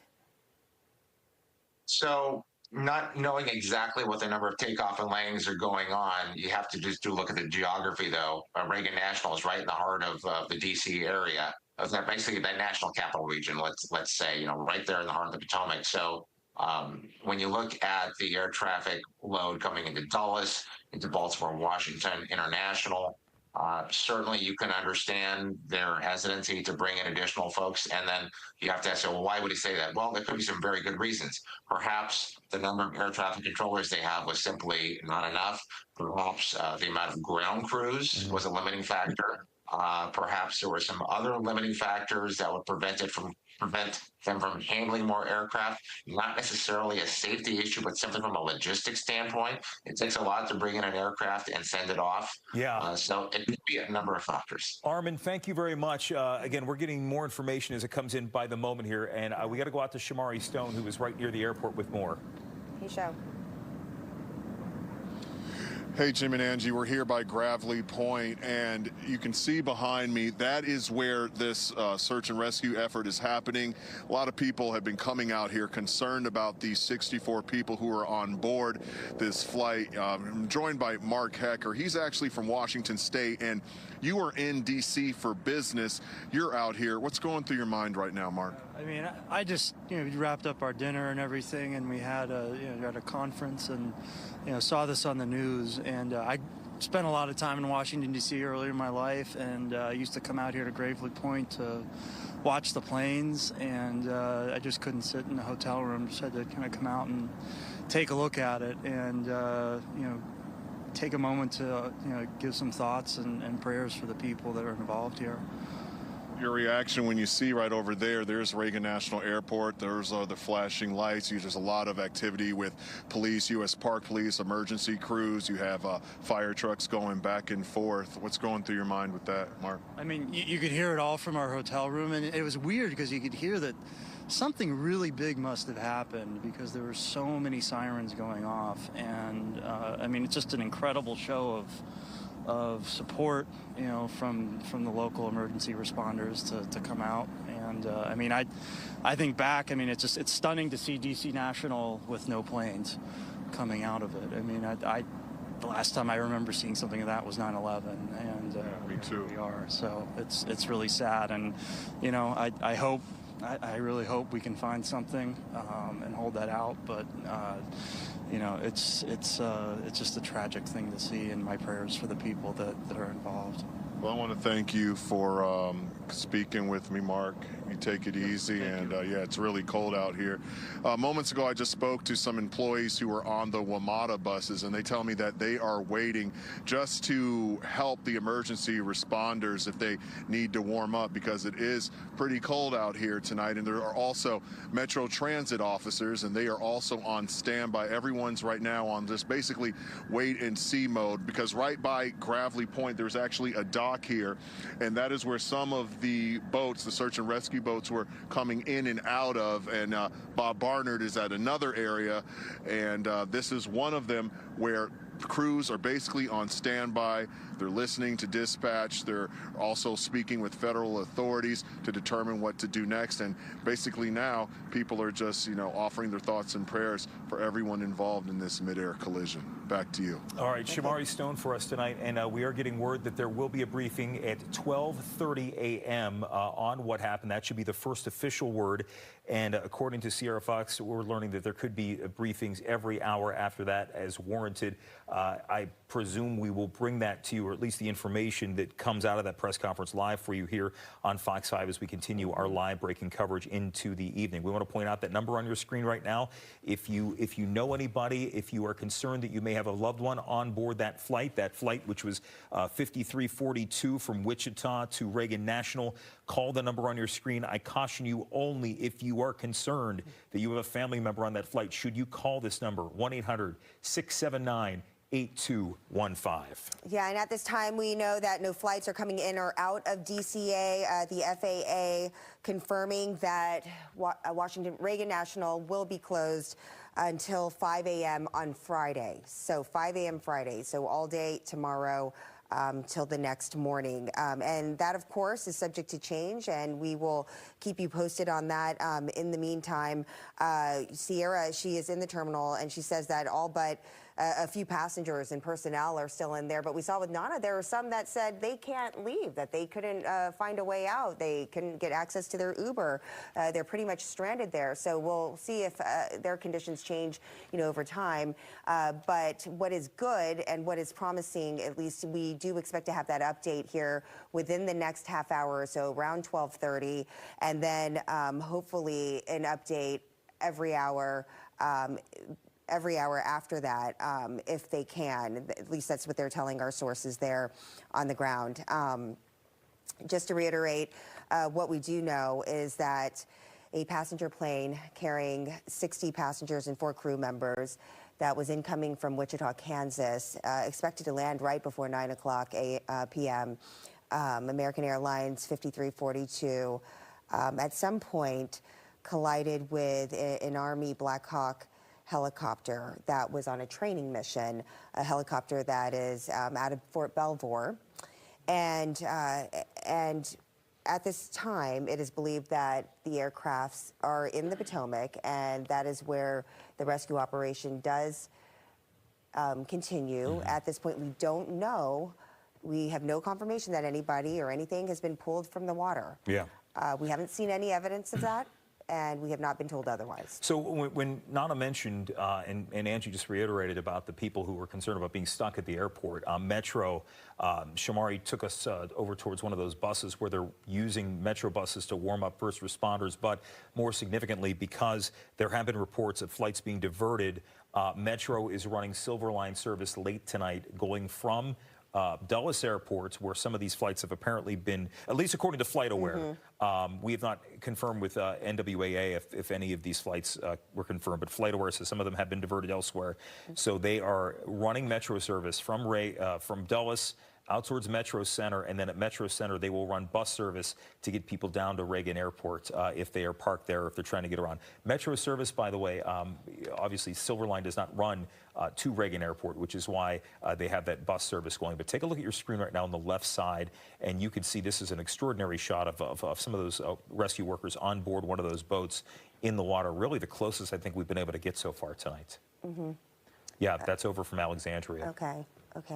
Yeah, and because we know that some of the divers from Maryland were some of the first ones in the water as well. I mean, they've come from all over the DMV to help out in this effort. And we also know that Governor Wes Moore has elevated the level of emergency response to an enhanced status, so that they too can help in any way possible. This is such a unique, I mean, unlike any other airport in the country, because you have the airport's federal property. It's located in Virginia. It's adjacent to the district, which is part of, by exchange, the federal government, and Maryland's nearby. So that's why you're seeing all of these agencies involved. And clearly it appears that they know who's taking the lead on this as they continue to go through this. But you're still seeing vehicles just speeding in and out of that area. And one thing that just is striking is you're still seeing that presence on that camera down below. It really has not changed. No. It got bigger and bigger, and then that's what we've seen. It continues to grow. And I know that Kenneth showed the flight path earlier, and so did Mike. He was able to really put it out on the map to give you perspective. I'm not one of those people that when we're flying, I have the windows open and I'm looking when you're landing. But for those that fly in and out of Reagan National, there is that main runway that I talked about that they say is one of the busiest ones in our nation. But then there's that shorter runway. Right. And that's for the shorter planes. And this is the one that this plane was apparently approaching. Midnight right now. You're watching Fox 5 Live, continuous coverage of the crash of American Airlines Flight 5342 with a military helicopter. Richard Levy is a former pilot. He's a captain of Aviation Expert Consulting, live with us. We talked with you about an hour or so ago, and I know some of the things we might talk about are things that we've reiterated, but I'm going to start with a question I asked Armin because people have asked this tonight. How does this happen? How does this happen? Misunderstood air traffic control clearance and distractions. Specifically, if the Army helicopter, the Black Hawk, was told to stay clear of the final approach course to the runway where the mid-air collision occurred, they, as I understand, were in a training mission. And it means there's an instructor pilot and a brand new pilot, and that's nothing wrong with that at all. Training takes place all the time. But were they distracted, and did they misunderstand the air traffic controller's instructions to stay away from the path of the incoming CRJ 700? And so there's where the first mistake could have taken place there, because the blades of the helicopter went through the CRJ 700. And also the CRJ 700 has what's called TCAS on it, Traffic Collision Avoidance System. You get an oral warning through your headset in the speakers on the flight deck, and it tells you which direction to maneuver the airplane to avoid a mid-air collision. Obviously, it happened so fast that there was not enough time for the signal to be processed by the airplane's computers, and so the mid-air collision happened there. So what did the controller say, the air traffic controller at Reagan, and what did the military Black Hawk pilots understand? That will come out of the cockpit voice recorders. Of course, the same of the CRJ 700. But it happened so fast, I'm not sure you're going to get much information there unless you hear them talking. Oh, there's a helicopter out there. And we'll find out about that once they recover the, what they call black box, is really orange, out of the Potomac River. Yeah, because it's hard to tell from the video, right? You don't really see all that much from the video, but from what you can gauge, I mean, so many questions raised on whether or not the pilots had time to actually see each other, if they had the proper awareness. You answered my question about whether or not they were alerted through the that automation system that lets you know, hey, there's an airplane nearby. And I know that helicopters, Blackhawks in particular, they don't have that kind of mechanism in place like the airplanes do. But it sounds like you know, there just wasn't enough time for them to be alerted or to be warned that somebody was that close. So where does it go from here? Right now, we don't even know if they've taken anybody out of the water, if they've taken any of the aircraft out of the water. We know that the airport now is closed, though. They've made that decisive decision to till close 5 a.m. on Friday now. Till Friday, so another full day for this investigation to go on. So what does that tell you? Well, I want to make a point that you talked about. You just said something that could be a clue about 10 seconds ago.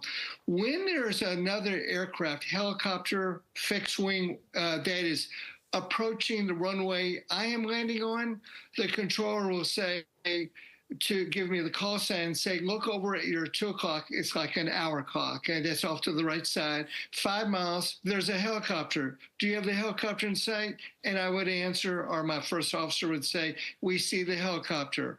Okay, and then the controller would say, that helicopter is maintaining visual separation from you. Nothing unusual, nothing unsafe. That's correct. That's going to be a question I'm going to raise. So will the investigators, obviously.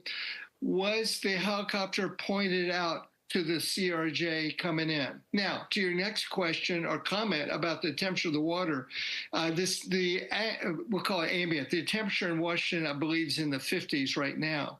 46 but the water, degrees air temperature, 46 degrees at Reagan National. 46 degrees. we know the water is colder than that.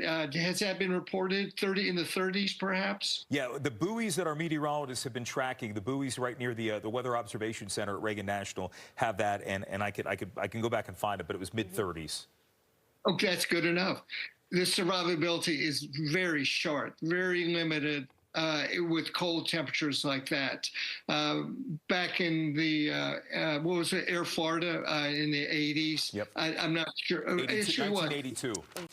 Actually, and that was wintertime. So there you go once again. Whether it's the North Atlantic or the Potomac River, you've got very cold temperatures. Survivability, regretfully, is very short due to that temperature. And you know, obviously, that also was a byproduct of a plane not properly being de-iced, which in a situation like this, you don't worry so much about. But as we were panning across it, I don't know if you could see it, but just the giant outpouring of rescue effort that we're seeing right now playing out at the airport is truly stunning, because it hasn't changed all night.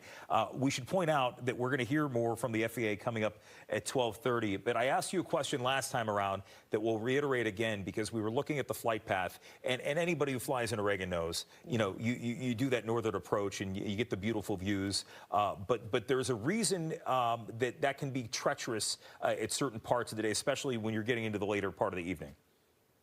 It sure is.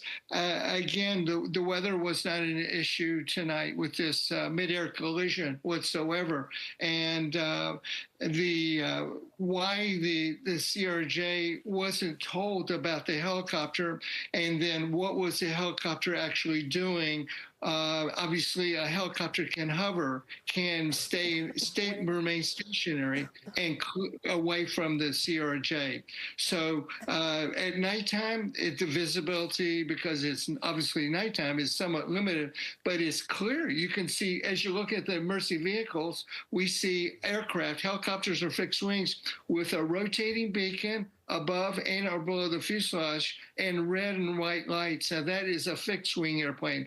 The helicopter has different types of anti-collision lights, but the airplane is lighted sufficiently. So we're going to find out, what did the Army helicopter understand, and were they complying with the clearance? That's going to be huge. Okay, and Captain, I mean, what happens now? I mean, everybody who was involved there, the air traffic controllers, I mean, do they stay put? What happens as this investigation goes forward? I know the rescue operation is front and center, but I have to imagine that they want to get to the bottom of this as soon as possible. Oh, they will. Of course, as you both mentioned, the airport's closed for obvious reasons, but they will remove the controllers from duty, and then they will take initial statements, file the paperwork, so they're going to get the information to controllers. But the air traffic control communications, they're recorded. They're a matter of law. They are a record right now. And also, as I've mentioned a couple of times, the cockpit voice recorder, which records during this whole entire mid-air collision before and at the point of it, will be pulled up out of the water. And probably not a big consequence is the FDR, that's the flight data recorder, that records so many parameters about the speed of the aircraft, how they were flying the airplane, the flight controls.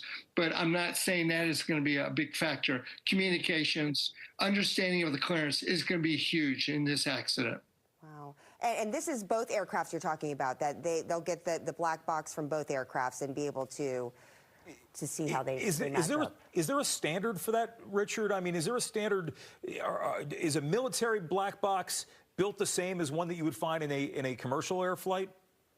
I've got to be 100% honest with both of you all that I do not know the answer to that. Of the Black Hawk helicopter, whether they have flight data recorders. I could think of some reasons why they should have it for accident investigation, and then you're talking about military combat potential. Would you want that on a helicopter? So that's a different question. I don't know, but all regional airliners and the major airlines, that would be the Delta, the American, Southwest, et cetera, in these original airlines, they were required by FAR, Federal Aviation Regulation 121, to have an operable voice recorder. So absolutely, they're going to have it on that.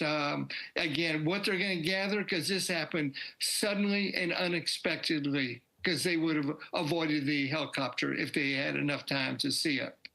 And Captain, we're seeing reports that the plane was apparently broken into 2 pieces. What does that tell you? What does that indicate to you?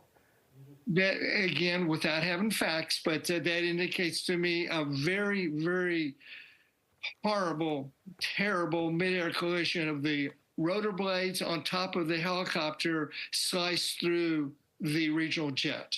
And that's what that tells me. A sudden, of course, it's unexpected, silly to say otherwise, but a rapid, without warning, mid-air collision. And that the blades went through the CRJ 700, operated by PSA Airlines. All right, Captain Richard Levy is joining us here on Fox 5 with that latest information. And again, sir, thank you very much for the expertise. What I want to do now is bring in our meteorologist, Mike Thomas.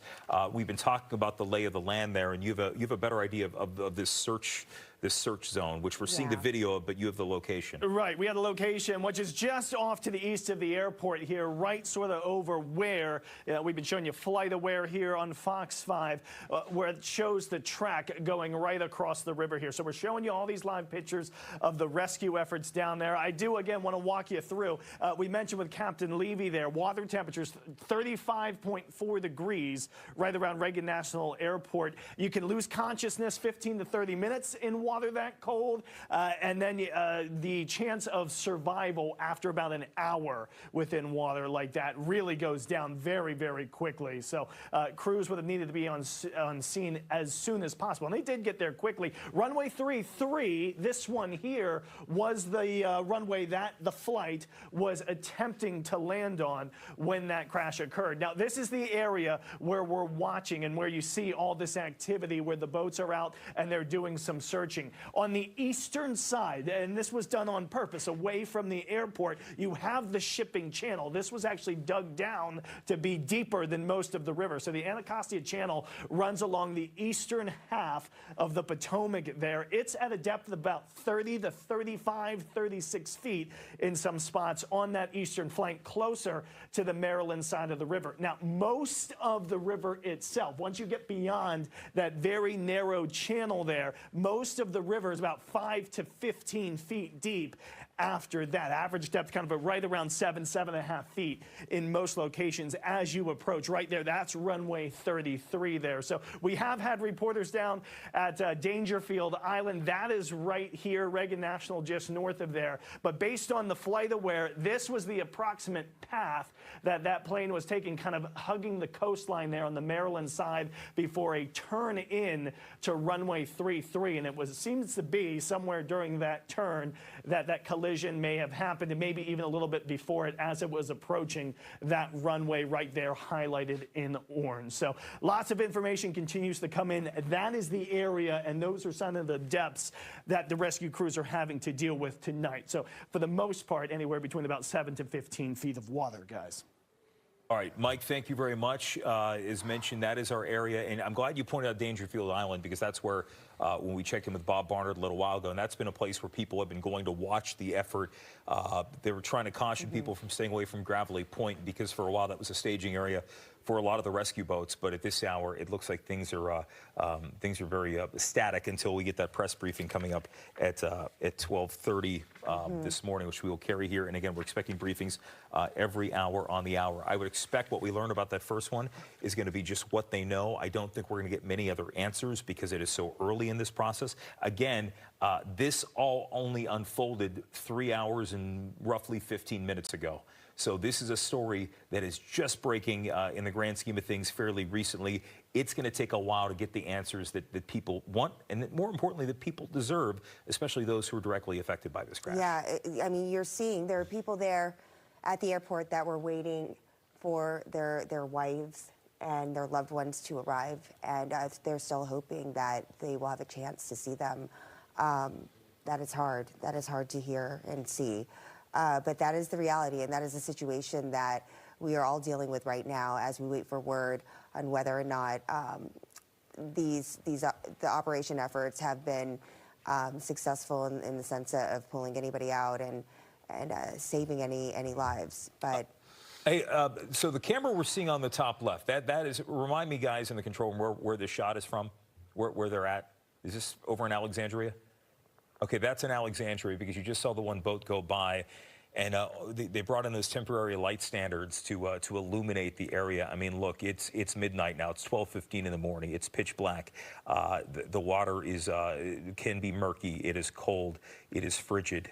Not just in the air, but even more so in the water, where we've been looking at those buoys and the readings. But still, at this hour, I imagine when we have that first briefing in 15 minutes, we're going to hear, we're going to get the bulk of the information, at least right now, that'll keep us going through the rest of the night. But as mentioned, I know for a while, I don't know for how much longer, but they did put, Metro put some extra trains out there on the Silver Line to bring people in who may have been diverted. Do you know the timing on that, or did they say no, indefinitely? Or Randy Clark, the GM of Metro, just said they're working to help.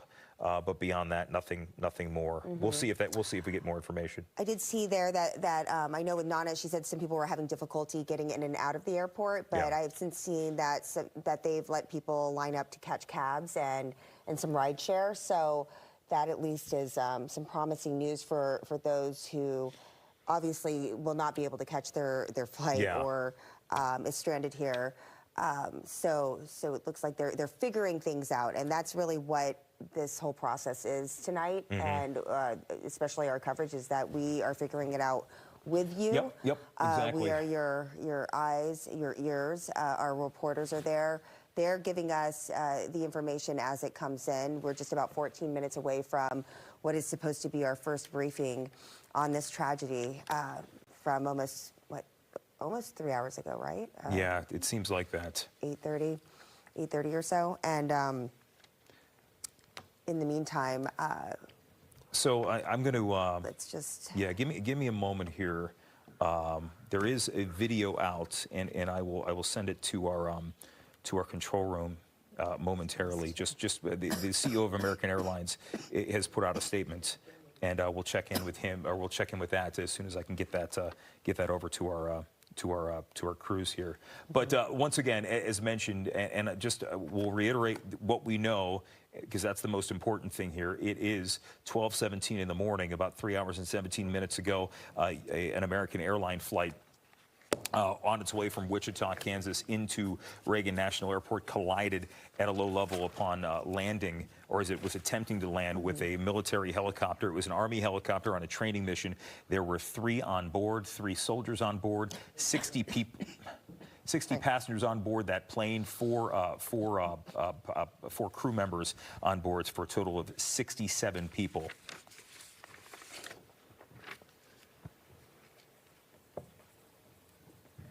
Jim Broccoli is a former Air Force, he's an Air Force veteran, and he's also an attorney. He's joining us now here live on Fox 5. And Jim, you have been you've been involved in investigations. You work with Mary Scavo, the former DOT Inspector General, on these sort of things. Let's talk about the investigation part of this. How quickly does that start, or do we have to wait for the search and rescue operation to complete? Well, I think they're both coinciding at the same time. Obviously, the main focus is the search and rescue at this point, but they'll be gathering information. Both the NTSB and the military, both are mobilizing and probably mobilized as soon as this happened to get investigators on the scene and start collecting data and making sure, like with the FAA and air traffic control, audio, radar tapes, all those things are being preserved. All right, Jim, and I bet by now you have, like the rest of us, have seen that video that shows the moment of impact, the moment that these two aircrafts, the helicopter and the airliner, came together. What is your takeaway from that, from what you're able to see? Because we sit back here and we're still in shock. How can something like this happen? I know the details are very minimal right now, but from your experience and from what you've seen, what can you tell us? Sure. So what I've heard, what I've gathered so far, and there are some of the air traffic control tapes out there and some of the communications. The aircraft, the American Eagle aircraft was on short final, was at about 400 feet, just getting ready to land.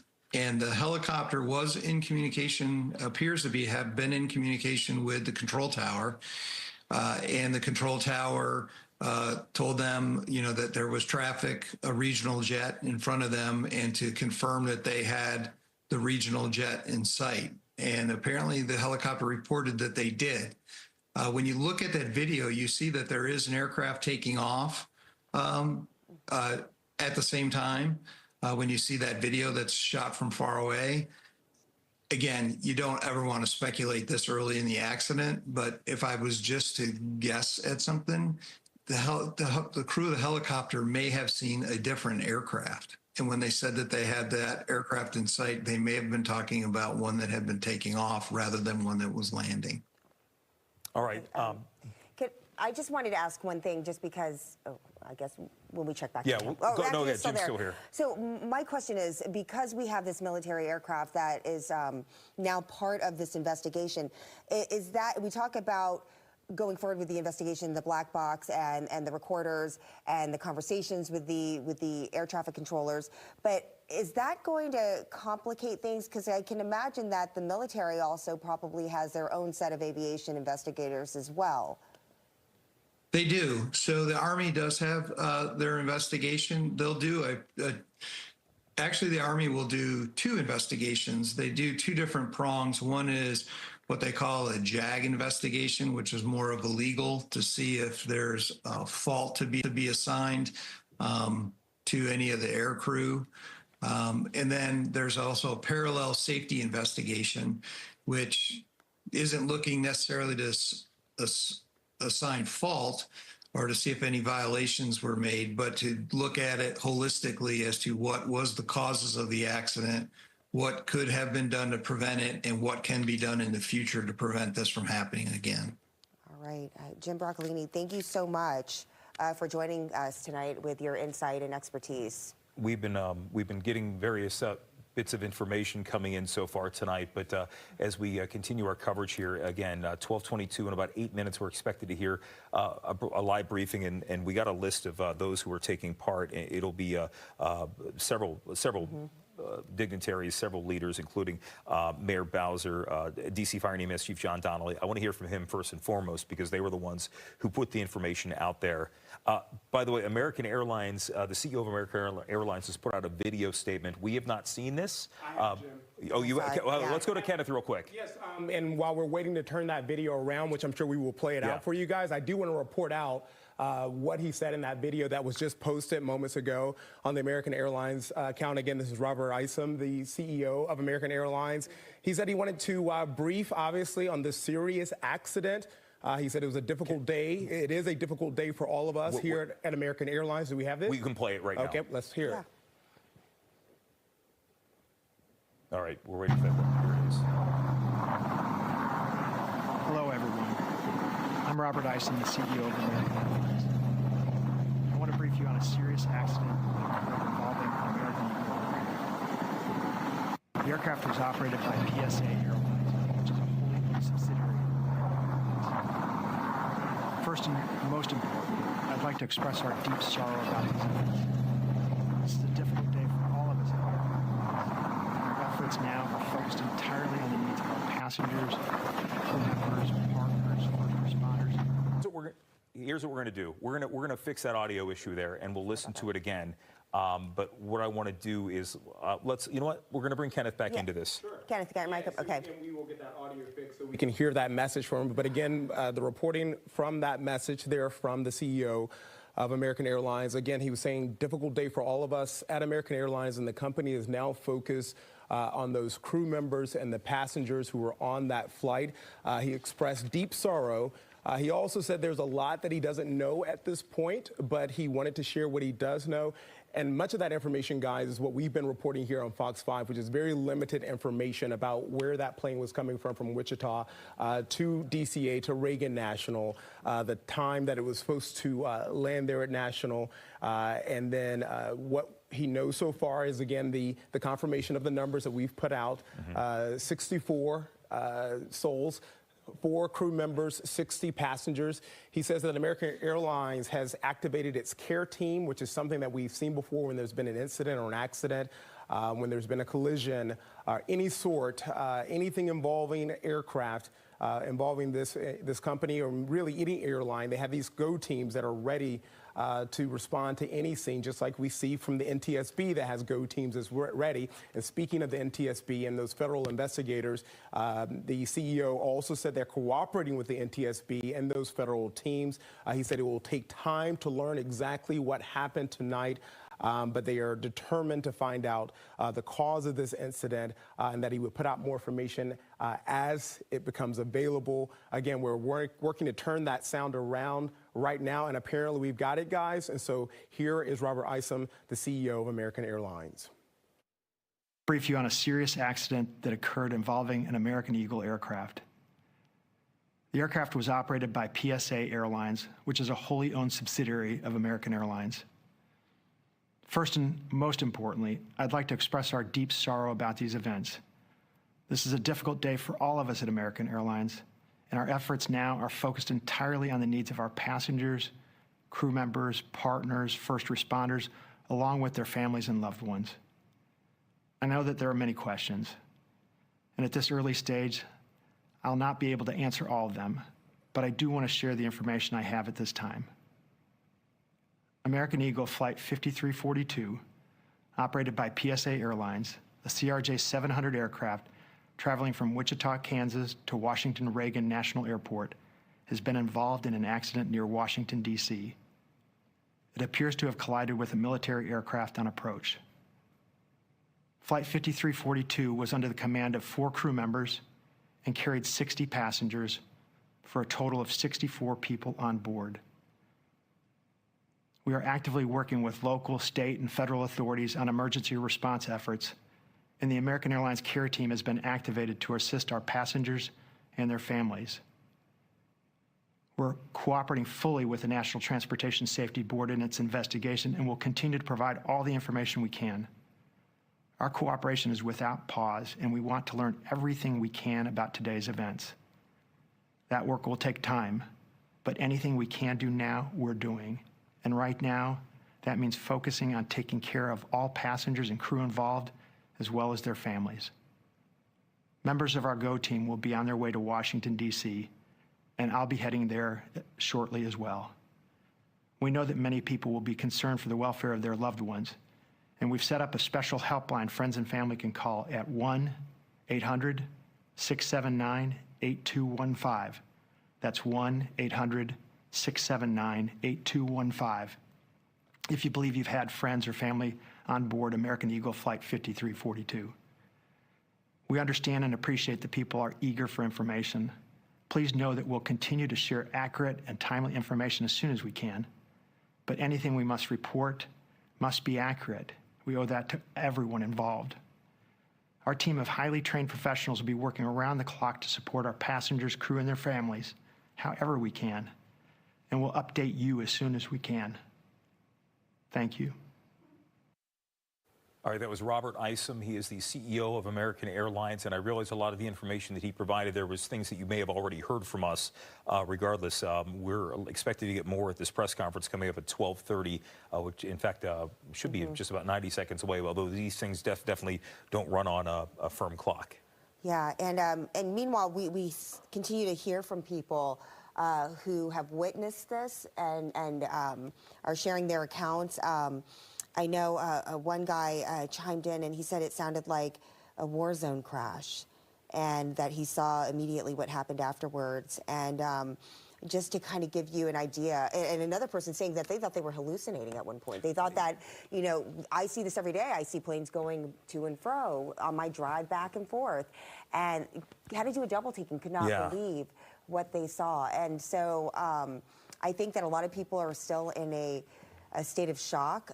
We heard Bob Barnard saying that a lot of people are just coming down to where he is at. I believe he's a little more southern, right? He's south of Gravelly Point, and they had to come see for themselves, and they can't believe just something like this would happen. We should be getting more information during this press conference. Okay, go ahead and talk. Control room's talking to me. Go ahead. Okay. Okay. There's the press conference on the top right-hand corner of your screen. Okay. Yep. So let me ask the control room. Take that top right box, put it somewhere in here, and we'll continue to talk. And the second that we see people walk up to that podium, we will stop. That way you can focus on keeping the train on the rails here. But as we take a look at the latest from the Associated Press, and again, this is from an AP source, they say multiple people have been killed in this mid-air collision. We don't know how many. This is according to a person familiar with the matter, telling the AP, the person not authorized to publicly discuss details. So that is from the AP. We depend on the AP for a lot of the information coming down here. And again, because this operation has taken so long, you know, you hope for the best, you plan for the worst, and unfortunately, that seems to be what we're going to hear at some point. This, what you're looking at, is inside one of the terminals at Reagan Airport. Everybody's getting into place. We will take that live as soon as it happens. Yeah, and right now we are waiting to find out just exactly. You know, if there was any type of rescues that were made. You know, we're getting conflicting reports, but still, at this point, no confirmation that anyone or anything has been pulled from the water. We do know that there are family members that are also at this airport, waiting patiently and waiting with a lot of hope to get good news or a good update. We heard from the CEO of American Airlines, who really couldn't give us too much detail, but said that their priority right now is to do everything and anything they can do for these passengers and for the crew and for their families. And so hopefully Sierra Fox is there, I believe, standing by. She'll be able to bring us the very latest. And of course, we're going to bring you that live information as it comes in. Meanwhile, we have made note that not a whole lot has changed as far as the level of response. And well, while we're waiting to hear from this briefing, Abadi Ismail is joining us now. He's live on Zoom. Where you are, you live somewhere where you saw really this happen, and I just want to get your take as to what you saw earlier this evening. And by the way, where are you at, Abadi? I am at Buzzard Points, where the point right there. Is, yeah, by James Creek Marina. I have an advantage view of the Potomac River, the Anacostia River, Reagan Airport, the military base. I have cinematic view. So I could see everything that is happening from the moment the crash happened, because I was in my, I was sitting and watching TV when the crash happened, but it was a bang, bang, very loud bang, bang, something I'm not familiar with, something you don't normally hear. So I turned into the window to take a look, and that's when I saw some smokes on the south side of the airport. So I still I wasn't able to comprehend everything. So a few minutes later, that's when I saw the DC Park, the Coast Guard, DC Police, Arlington Police, fire truck, everything and everybody, every resource within DC were heading toward the crash scene. That's when I took the video, somewhere around 8:50 p.m. And we want to make sure like something is really happening. The river, the Potomac, is frozen. We're talking about 39 degrees as we speak today. So it's been frozen since the inauguration day. So that's another hassle that the U.S. Coast Guard have to maneuver through all this ice in order to get to the crash scene. The crash scene is about 2 miles from where I'm at. Based on what I see, I have friends that work at the DC Park. Based on their analysis on the site, this is not a search and rescue mission at this point, okay? It is, unfortunately, it's a recovery mission. I see only a handful of boats. I would say maybe like 10 boats at the very most. Most of them are on the east side of the river, which is by the military base. And I believe that's where the crash, where the debris of the plane is. So this is what is happening right now. I see fire trucks at the Reagan Airport. So there's two actual sites of the crash. What you see on the screen right now is the Reagan Airport, but we need someone to take a look at the crash scene. I see helicopter with their flash and lights all over the Potomac, trying to find any possible life. When we talk about 39 degrees, we're talking about hypothermia. It's inevitable. Right. So this happened at 8:50 p.m. Now we are at 12:34. We're hitting almost 4 hours. Yeah. So this is really devastating. Abadi, let me jump in for a second here, because I just want to point out, yes, when we talked about the air temperature, we talked about the water temperature. Clearly, these are dangerous, treacherous, life-threatening conditions out there. We do not have any confirmation yet. If it's been called a rescue mission, they have not officially called it a recovery operation, which again we're hoping to hear some update momentarily. Yeah, and from our vantage point, it actually looks like it's somewhat stayed the same. The presence, if anything, has only grown, but if I understand you clearly from what you've been able to see, because you have a different view, does it look like there are fewer boats in the water? Fewer boats, 100%. Yeah. They are all stationed, and all of them are stationed on the east side of the river. So and they've been stationed there for a while now. So that tells me that they found the debris of the plane. So what they're doing right now is they're either collecting, rescuing. You're right. They call it search and rescue, so we just keep it that way and hope for the best. Hopefully, they found some live people within this cold temperature waterway. You would hope so. Yeah, and where you see most of the boats, is that still on the Maryland side, like where the Joint Base, Anacostia Bowling side? Correct. And yes, but let me take you actually outside just to take a look and see. Yeah, let's do that. That'd be great if you can. Thank you. Yeah. Yeah, I realize, because we've seen from people who've been sending us video just from their vantage points, and when you look at it from afar, you get a sense of what kind of massive operation it is a massive operation, 100%. The Yeah. fire trucks at Reagan Airport, we're talking about hundreds of them, but the amount of boats in the water, they're like a handful. That just tells me it's either the frozen water and inability for many of these boats to get to the sites.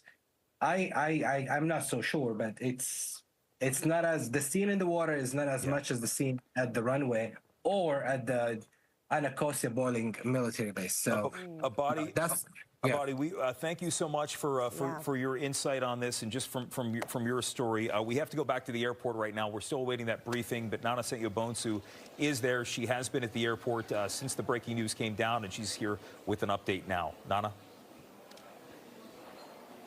Hey, Jim. Yes, in moments we are expecting a briefing, an update from public safety officials. We know D.C. Fire is here. We know D.C. Mayor Muriel Bowser is here as well as Metropolitan Washington Airports Authority, all expected to speak at this podium that is set here. A number of news outlets, media outlets here, all doing the same thing that we've been trying to do since we've been out here. The moment we got the call, get some answers and figure out what's taking place. How is that rescue going? Now, let's talk about the 60 passengers and then the 4 crew members.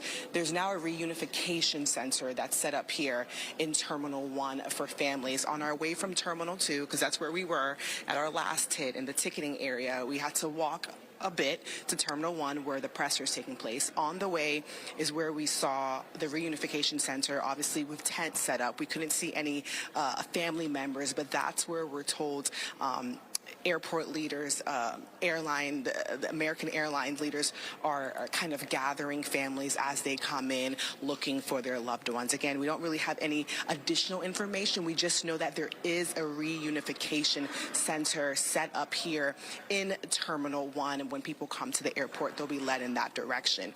But as we try and get more information that we can share with our viewers, again, we're here, we're waiting for this update. A lot of people just have many questions. We did see passengers inside the terminal at Terminal 2 asking for questions as well. And I even saw some saying, we're just going to follow you. So it's expected to start any moment from now. They told us 12:30.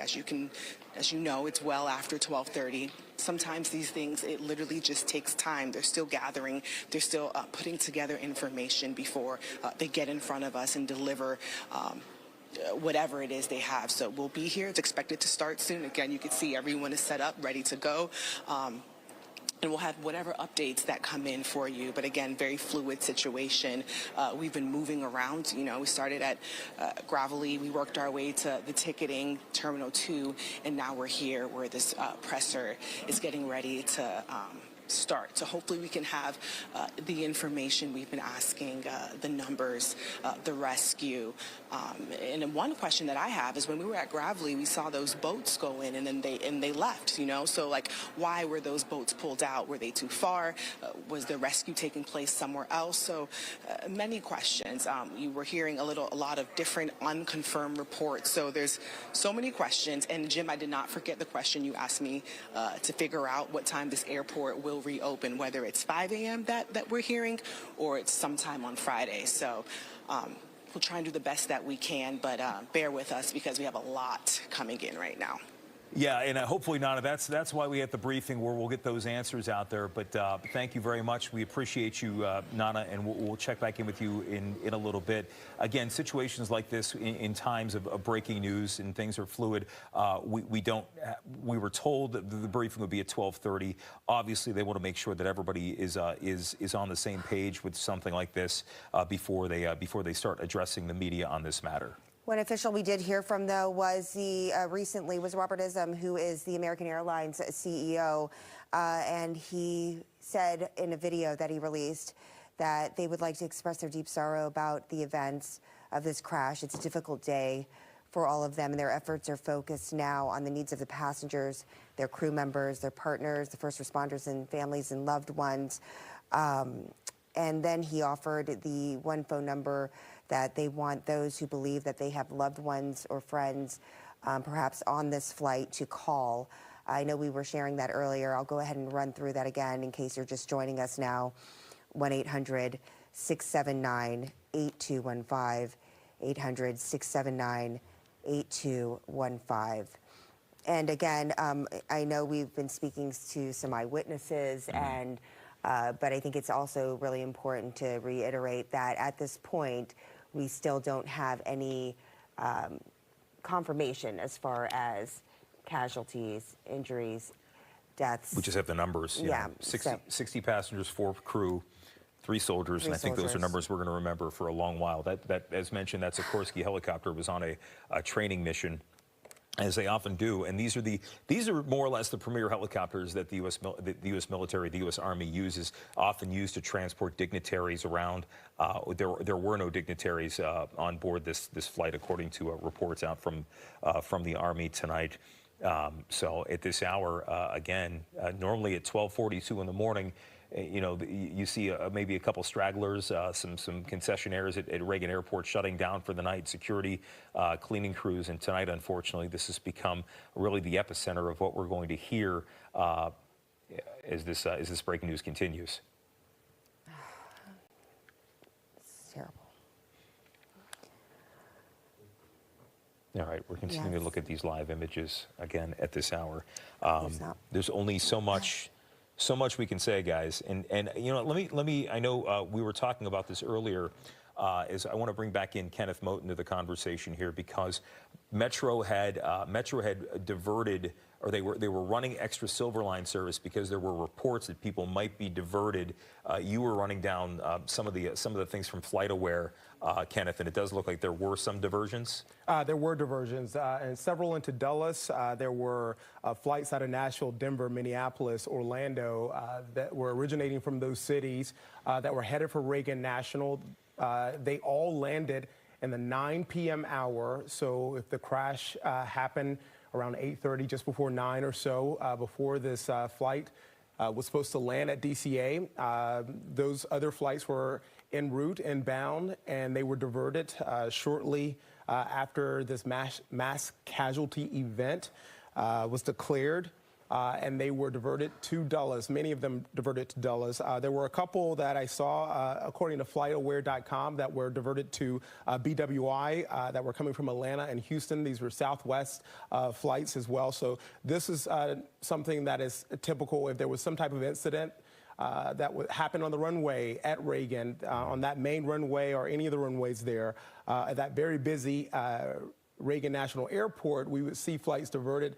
These flights, several of them diverted, something that I feel like we haven't seen the amount of flights that we saw diverted after this incident, which is understandable. Right. This is something that we really have not seen before. And then obviously those who were on, the passengers who were on those flights had to get in touch with their family members or whoever was possibly going to pick them up at Reagan to say, now I'm at Dulles, now I'm at BWI. And obviously, once they learned, this is me speculating, but once I'm just putting myself in their shoes, learning what happened as soon as they landed, I'm pretty sure they were very thankful because at this moment, I mean, I'm pretty sure for those who have flown in and out of Reagan, you could say that could have been me. And so that's very sobering, a very sobering thought for those passengers who landed, who were on those diverted flights that were supposed to land at Reagan in the 9 o'clock hour. But many of them, again, landed safely at Dulles and BWI. And again, as Jim, as you and Angie have been mentioning tonight, obviously that Silver Line service has been extended there. From Dulles, obviously people are making transportation or made transportation arrangements from BWI as well. And look, that was my count on FlightAware, but I do believe that there were other flights because it was a very busy night at Reagan National. I do believe there were other flights that were diverted as well. But I'm also seeing the cancellations that are also popping up. Typically, the boards that we've seen where Nana showed us the board that had the message up there, typically those boards will tell you what the delays and the cancellations are. When we've gone and done snowstorms or anything that have been weather impacts there, we go to those boards to see what's happening and to see what kind of delays and cancellations are going to be. Right. And so I went on FlightAware.com. Which we use often. I mean, you know, yes, it's a very useful tool, yeah. And it's already showing a number of cancellations, obviously. And then, yes, we've been reporting that the airport is going to be closed to 5 a.m. But, Jim, Angie, this will be a ripple effect that I know that we're reporting that right now it's showing that the airport is going to be closed until 5 a.m. on Friday.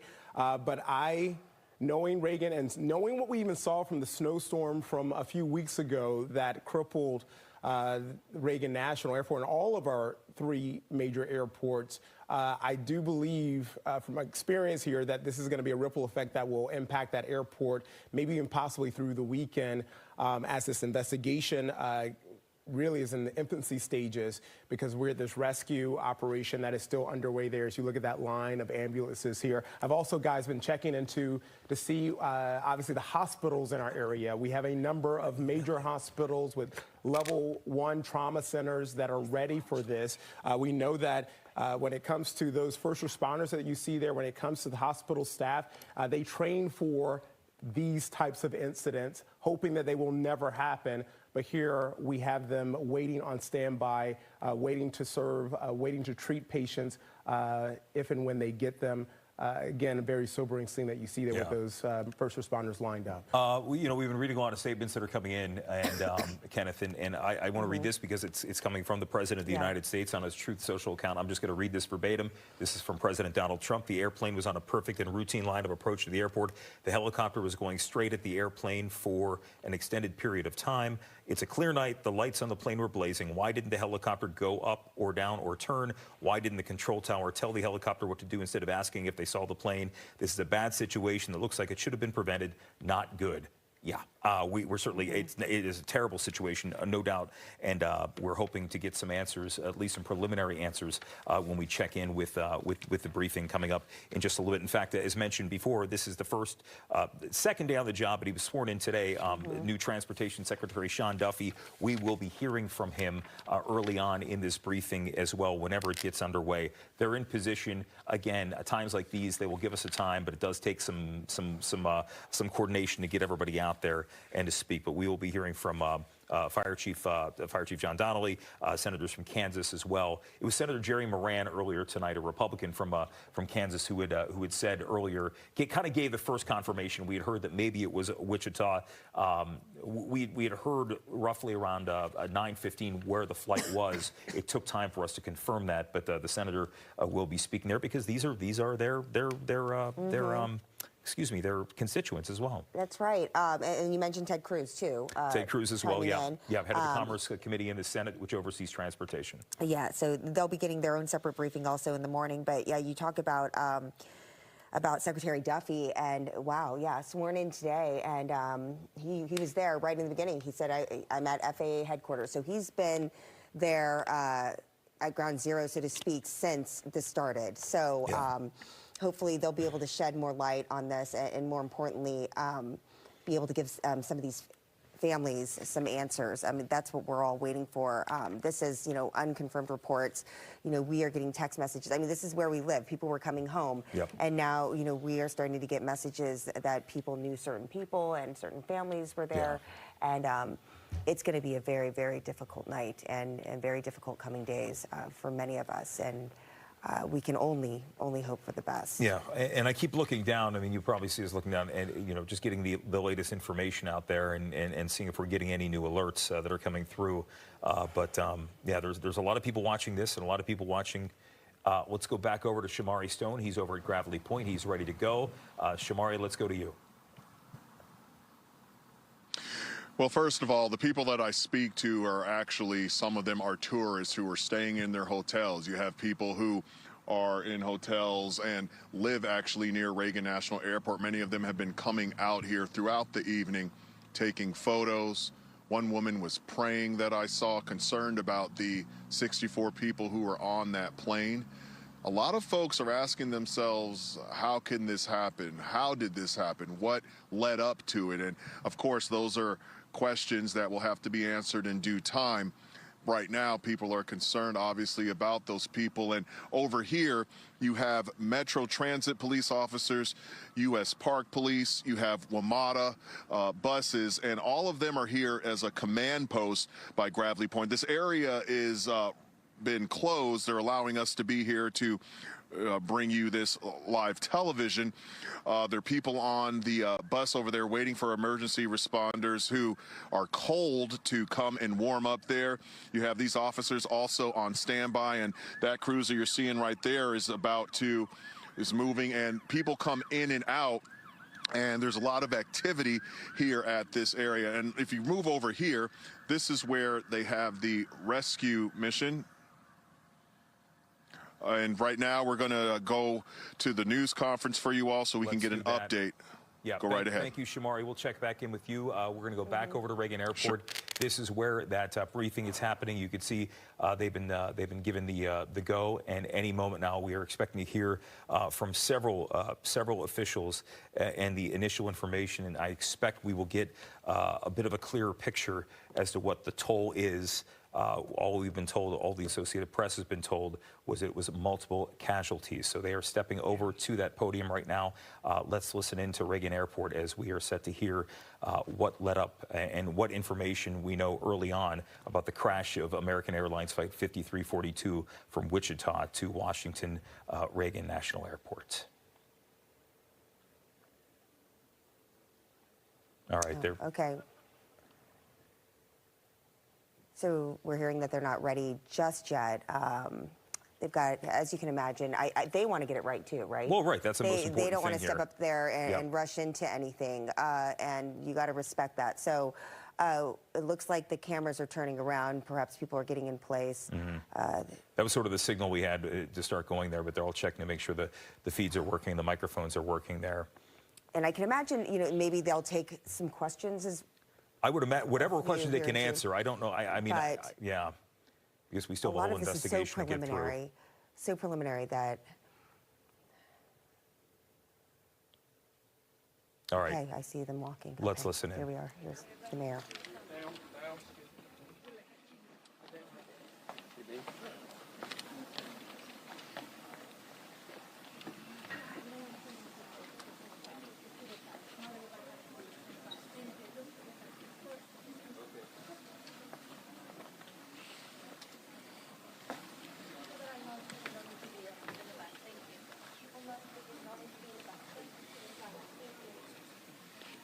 I'm Muriel Bowser. I'm the mayor of Washington, D.C. I'm at Reagan National Airport. I am joined by United States Transportation Secretary Sean Duffy. United States Senator Jim Moran, Senator Roger Marshall, Jack Potter, the CEO of the Metropolitan Washington Airports Authority. We are here to brief you on the very tragic events of this evening, where we know a passenger plane coming to the airport here collided with a military helicopter. Our fire department, DC Fire and EMS, supported by fire departments and police departments from across the Washington metropolitan region, are executing a rescue operation in the Potomac River. They are working diligently in very dark and cold conditions, cold water, to execute this rescue operation. We have had the opportunity to be briefed by American Airlines officials. I'm told that American Airlines leadership is on the way to Washington as well, and officials are in the airport talking to families now. We do have a 1-800 number where families should contact us, should contact American Airlines for more information, and we will be providing that information shortly. I am going to turn to a number of officials to provide as much information as we can this evening, and we expect to have more frequent briefings at daylight. So with that, I'm going to turn to Secretary Duffy. Thank you, Mayor Bowser. I think for all of us, we want to extend our thoughts and prayers to those individuals who were impacted by the events tonight, their families. We know this is a very difficult time for all of them. I want to join the mayor and everyone here to extending our thank you to the first responders who, again, in very difficult situations and environments, are out there searching and attempting to rescue. Tonight, I spoke with President Trump and his team in the Situation Room. I had a conversation with Secretary Pete Hegseth as well, and then with the Kansas delegation and the mayor and others in leadership, as well as Governor Youngkin from Virginia and Governor Kelly from Kansas. From the Department of Transportation and FAA's perspective, we are going to offer full support to those on the ground, to the mayor, but also to the NTSB, who is going to be conducting the investigation in this matter. We are going to provide all the support that's necessary. Mayor? Thank you. So with that, I want to ask Chief John Johnley from DC Fire and EMS to provide an update. Good evening, everyone. I'm John Donnelly, Chief of DC Fire and EMS.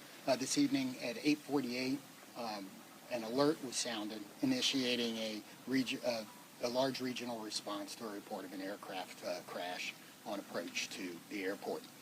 This response includes first the Metropolitan Washington Airports Authority's Fire Department, the District of Columbia Fire Department, the Metropolitan Police Department, and the U.S. Park Police to respond into the area and to sort that out. At 8:58, the first units arrived on the scene and found an aircraft in the water and began rescue operations. This incident has grown. There's currently about 300 responders working. We have boats from all throughout the region, police and fire boats. We have a mutual aid agreement in Washington, D.C., the National Capital Region Mutual Aid Agreement administered by the Metropolitan Washington Council of Governments, and we're all operating under that. We're operating under a unified command. Everybody's together. So we also have requested state police helicopters from Maryland, and the Coast Guard helicopter is working. So this is a state and federal response as well. U.S. Coast Guard's got some boats in the water as well. So it's a highly complex operation. The conditions out there are extremely rough for the responders. It's cold.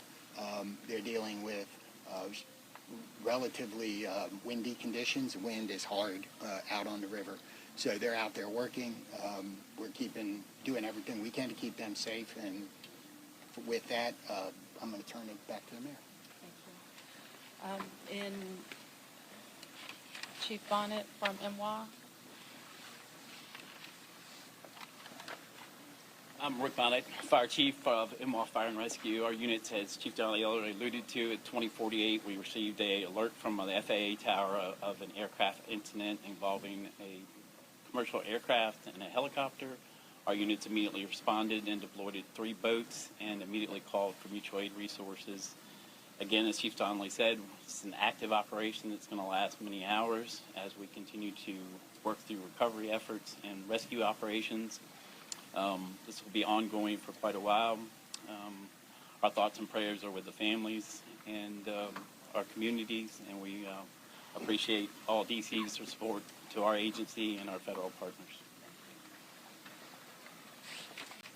So with that, I wanted to turn to the senators who are from Kansas who wanted to say a few words. First, Senator Moran, and then Senator Marshall. Mayor, thank you, and Mr. Secretary, thank you, and to our first responders, thank you very much for all that's taking place here. I'm Jerry Moran. I'm a United States Senator from Kansas, and I chair the subcommittee in Commerce Committee on Aviation. So we have really a serious and sad circumstance that we want to be here to be helpful, and we're praying that our responders are safe and the folks who are on that flight are recovered. The circumstance I would describe is that I know that flight. I've flown it many times myself. I lobbied American Airlines to begin having a direct nonstop flight service to DCA. That flight has been in existence about a year. And it is certainly true that in Kansas and in Wichita in particular, we're going to know people who are on this flight, know their family members, know somebody.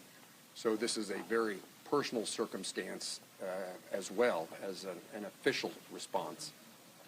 And again, we will do everything we can to make certain that we're supportive of the rescue efforts, and we'll do everything we can to make certain that our subcommittee and Congress is engaged in what needs to take place following the outcome of this evening and this month's kind of investigation. I've talked to NTSB, I've talked to the White House, I've talked to the Department of Defense, and I've talked to the CEO of American Airlines, and there is all of us pulling together for the best outcome possible. I'm honored to be here with my colleague, Senator Marshall, as we try to make certain that we care for those certainly back in Kansas that were on that flight. But it's a reminder that there are people here in Washington, D.C., in this region, in Virginia, and Maryland, and many places else that fly to and from Kansas. And so we're rooting and supporting all those, regardless of where you're from. And Mayor, I appreciate the gathering here for us to try to provide information to those in Kansas and across your city. Thank you. Yeah. Thank you. Well, thank you, Senator Moran and Mayor, Secretary. You know, when one person dies, it's a tragedy, but when many, many, many people die, it's an unbearable sorrow. It's a heartbreak beyond measure. And I know Senator Moran and I are here just to say we care. We wish that there was more we could do, but unfortunately there doesn't seem much at this time. I want the folks to back home to just know that we care, that we love them, and that this is a time when we'll have to join arms together and help each other out. We've been through things like this before, through tornadoes and floods and things, but it's really hard when you lose, you know, probably over 60 Kansans simultaneously. And I don't want to forget the pilots and the flight attendants, you know, who do their job, and the military personnel we lost. You know, all those lives are so valuable, and it is such a tragedy that we lost them. You know, I think often in times like this, I try to find a scripture that, you know, is apropos, and this is from the book of Psalms. It says, "The Lord is close to the brokenhearted and saves those who are crushed in spirit." Certainly we're crushed in spirit tonight. We mourn with the families who lost loved ones, and we truly are joining them in prayer and wrapping our arms around them in love and compassion. thanks for everybody for coming out tonight. Thank you for your thoughts and your prayers. So certainly I speak for the people of Washington, 700,000 of us who are extremely sorry for the families who are experiencing loss tonight. And so we want you to know that we will continue to work with American Airlines to share information as frequently as possible and make sure that we're getting accurate information out to the public. But my sorrow for all of the people and crew on the plane and our military personnel on the helicopter is very deep. I do want to turn to Jack Potter, who is the CEO of our Airports Authority, responsible for Reagan National Airport and Dulles International Airport, to talk to you about how the airport responded and what's going to happen next. Good evening. As was said, I'm Jack Potter, the President and CEO of the Metropolitan Washington Airports Authority. Thank you all for being here tonight and under these very, very grim circumstances. First of all, I want to let you know that we're providing support to all the families who are involved. American Airlines has established a phone number for them to reach out. That's been published, but let me repeat it. It's 1-800-679-8215. So families of folks that were on the plane are asked to contact them. We did have folks who were at the airport to pick up loved ones, and so American has set up a center in their in their lounge at the north end of the airport, and we've directed the families there, and there are folks there counselors there to work with the families. We did have aircraft that were in the air. They were diverted to Dulles Airport, some 19 aircraft. We had personnel, United and others had personnel. We want to thank WMATA for extending their hours on the Metro to make sure that those folks were accommodated. Right now, as was said earlier by the chief, we're in a rescue mode.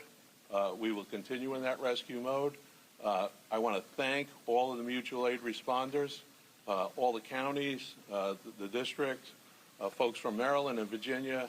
Everybody's on site doing the best they can, and numerous boats out in the water right now.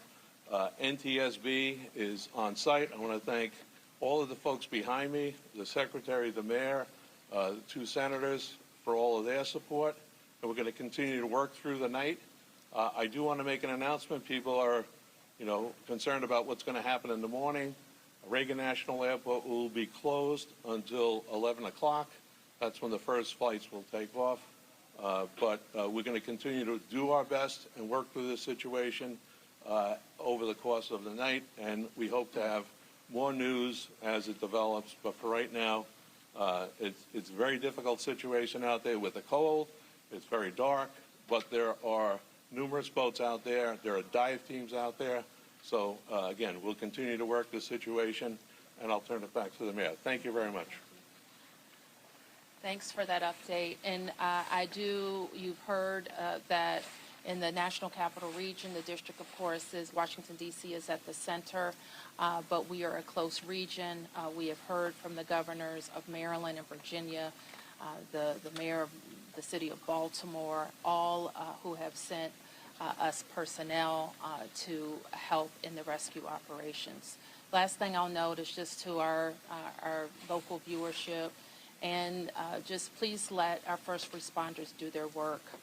Try to let our vehicles get to scenes and through scenes.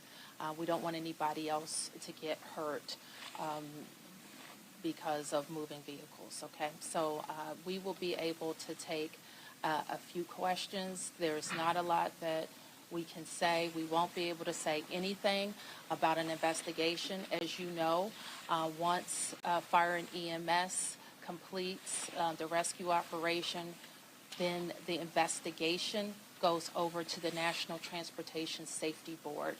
And I'm sure the Safety Board, NTSB, will provide information about when they will be briefing about an investigation. So we'll take a few. Yes? Can you confirm confirm that both aircraft are in the water, and perhaps Chief Donnelly can explain what's involved in conducting an operation like this in these conditions. Yes, both aircraft are in the water. The focus now is rescuing people, and that's what all of our personnel are focused on. And Chief, I think he's given a pretty good description, but if there's anything else you want to add, Chief? I would just say that the boats are out doing searches. We have divers on both aircraft, and they're searching the aircraft at this point. Right. Yes. Have any survivors been found, and how many bodies have been recovered? All we can confirm tonight is the number of people on each aircraft, 64 people on the American Airlines plane and 3 people on the military helicopter. And we can't provide any more information about recovery The efforts. 2 people have talked about lost loved ones. So how do you know that there might be people with lost loved ones? I didn't say I didn't know people had lost loved ones. I said we can't talk about any of the recovery efforts in specific tonight. Yes. Secretary Duffy, So I'll call on who's next. Yes? Thank you, Mayor Bowser.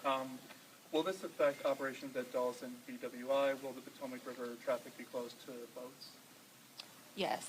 And so Jack has talked about, Jack, can you talk about Dulles? I'm not sure we can talk about the BWI, but we can talk about Dulles. Right. There is no impact at BWI or at Dulles. As I said earlier, our airport here, Ronald Reagan National Airport, will be closed until 11 o'clock. Obviously, that will be fluid. We'll learn more, but we wanted to advise passengers who might be coming to the airport in the morning that we will be closed until at least 11 o'clock. A question for Secretary Duffy. A question for Secretary Duffy. Yeah, 1 second. You're next. Hi, Mayor. Thank you so much. So, just other than the current situations, like we know the water is extremely cold and it's very dark outside. Although Senator is saying that there are numerous boats in the water, but what's the biggest challenges for the rescue team? What best scenario we can expect in the coming few hours till morning? So the challenges are access. The water that we're operating in is about 8 feet deep. There is wind. There is pieces of ice out there. So it's just dangerous and hard to work in. And because there's not a lot of lights, you're out there searching every square inch of space to see if you can find anybody. Divers are doing the same thing in the water. The water is dark. It is murky. And that is a very tough condition for them to dive in. The question about the river, we'll make that decision later. The Coast Guard's on the scene, and I would expect that it's not a high use time in the river, and we should not expect to have recreational traffic on the river tomorrow. Okay, 3 questions. 1, 2, 3. Secretary Duffy, have you been in touch with the air traffic controllers who were in the tower at the time of the crash? I have not. You have not. And second question, this is your first several hours in this position. What are your thoughts? What are you feeling right now? My focus is on those who are impacted on this flight. And again, I've been secretary for a little over a day, and the tragedy that we're going to deal with this recovery, I think is touching everyone's hearts, whether it's here in the greater D.C. area or in Kansas. And again, I think everyone here is thinking and praying for those who potentially have lost a loved one. And thank you. Okay, your question?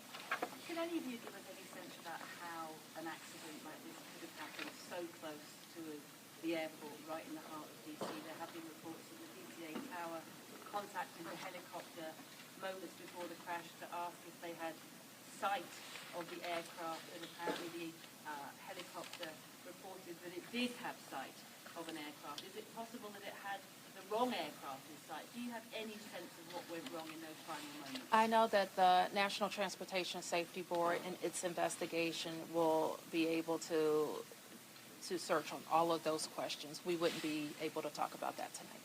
Yes? 2 points for Secretary Duffy. The first thing, you were talking about when you were in the situation room with the president and Pete Hegseth both being there. Can you tell us more about the president's initial reaction as well as Pete Hegseth, when this was a military helicopter? So I was not in the Situation Room. I did have a conversation with the Situation Room where the president was located, as well as with Secretary Hegseth. We were exchanging information. I would just note that not just the local team, but the federal team has performed very well in this crisis. I know the president is incredibly concerned about what's happened here today. I'm sure we'll continue to hear more from him, and I'll continue to consult with him and Secretary Hegseth. When it comes to the resources that he would be able to provide on the federal level, do you feel like you're getting what you need? Absolutely. The president has committed to this team and to the NTSB through the DOT that we will provide all resources necessary as we go through this recovery, but also the support from FAA and DOT as the NTSB investigates. Mr. Secretary, do we know the condition of these aircraft? Are they whole? Are they split? Are they pieces? Again, I don't think we can comment on that. Our focus is on getting the passengers and crew out of the water. And just one more clarification, because earlier we got guidance that DCA was going to be shut down at least until Friday at 5 a.m. I just heard 11 a.m. 11 a.m. tomorrow. Okay. Yes. Thank you. Okay. We can take a few more questions. A question here, a question here, and here. Yeah. Mayor Bowser, can you just confirm, has anybody been transported to the hospital? Again, I can't say anything about the rescue operation right now.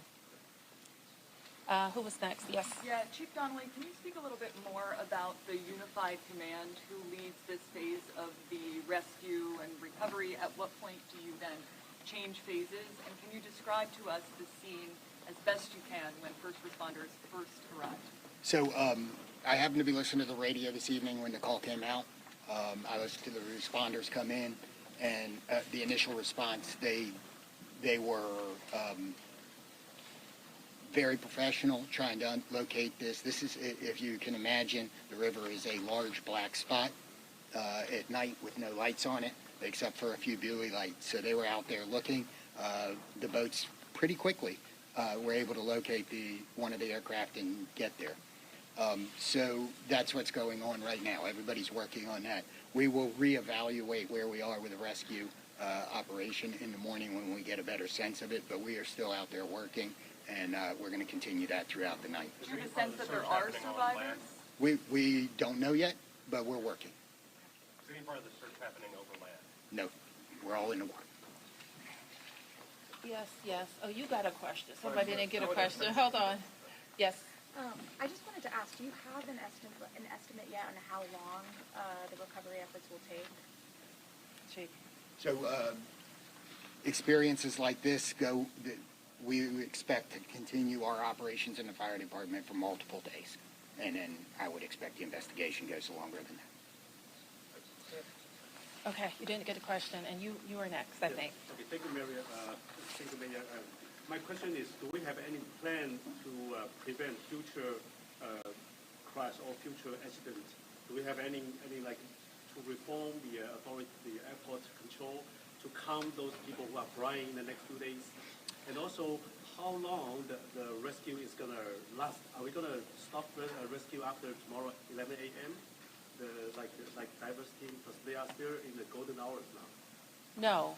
I mean, I think you just heard the chief said we're going to be out there as long as it takes. And we're obviously trying to get to people as soon as possible, but we are going to recover our fellow citizens. Yes. This is for the chief and Secretary Duffy. How do you balance the search and rescue operation with preserving the scene for the investigation that's now underway? So from the fire department's point of view, we are always going to put people first. But I don't think I think our operations, because we have a unified command, we are all working together, and the NTSB is in contact with us, and we will work together to make sure that if there's crucial evidence that it's preserved. And that's something we do every day with our police department on crime scenes and things. So life comes first, and everything else is after that. Okay, last question. Yeah. Secretary Duffy, I just want to ask, I know it's early, but are there any immediate actions you think the FAA should take to prevent helicopters and commercial airplanes from getting too close to one another? So obviously there'll be a review of what happened here tonight. And after the FAA studies what happened, we will take appropriate action if necessary to modify flight paths and permissions.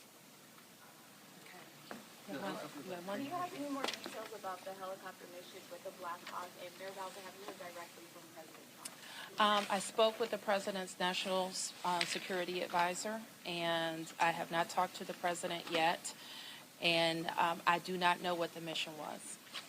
So let me close by saying again, thank you to the members of the press to help us get information out to the families. The American Airlines number is 800-679-8215, 800-679-8215. And I expect the airport will likely provide additional information in the morning. Thank you. All right, you've been listening to the first news conference after the crash of American Airlines Flight 5342 flying from Wichita, Kansas to Reagan National Airport. This is our live continuing coverage here on Fox 5. I'm Kenneth Moton, along with my colleague Sharon Raget, taking over for our colleagues Jim Lokay and Angie Goff.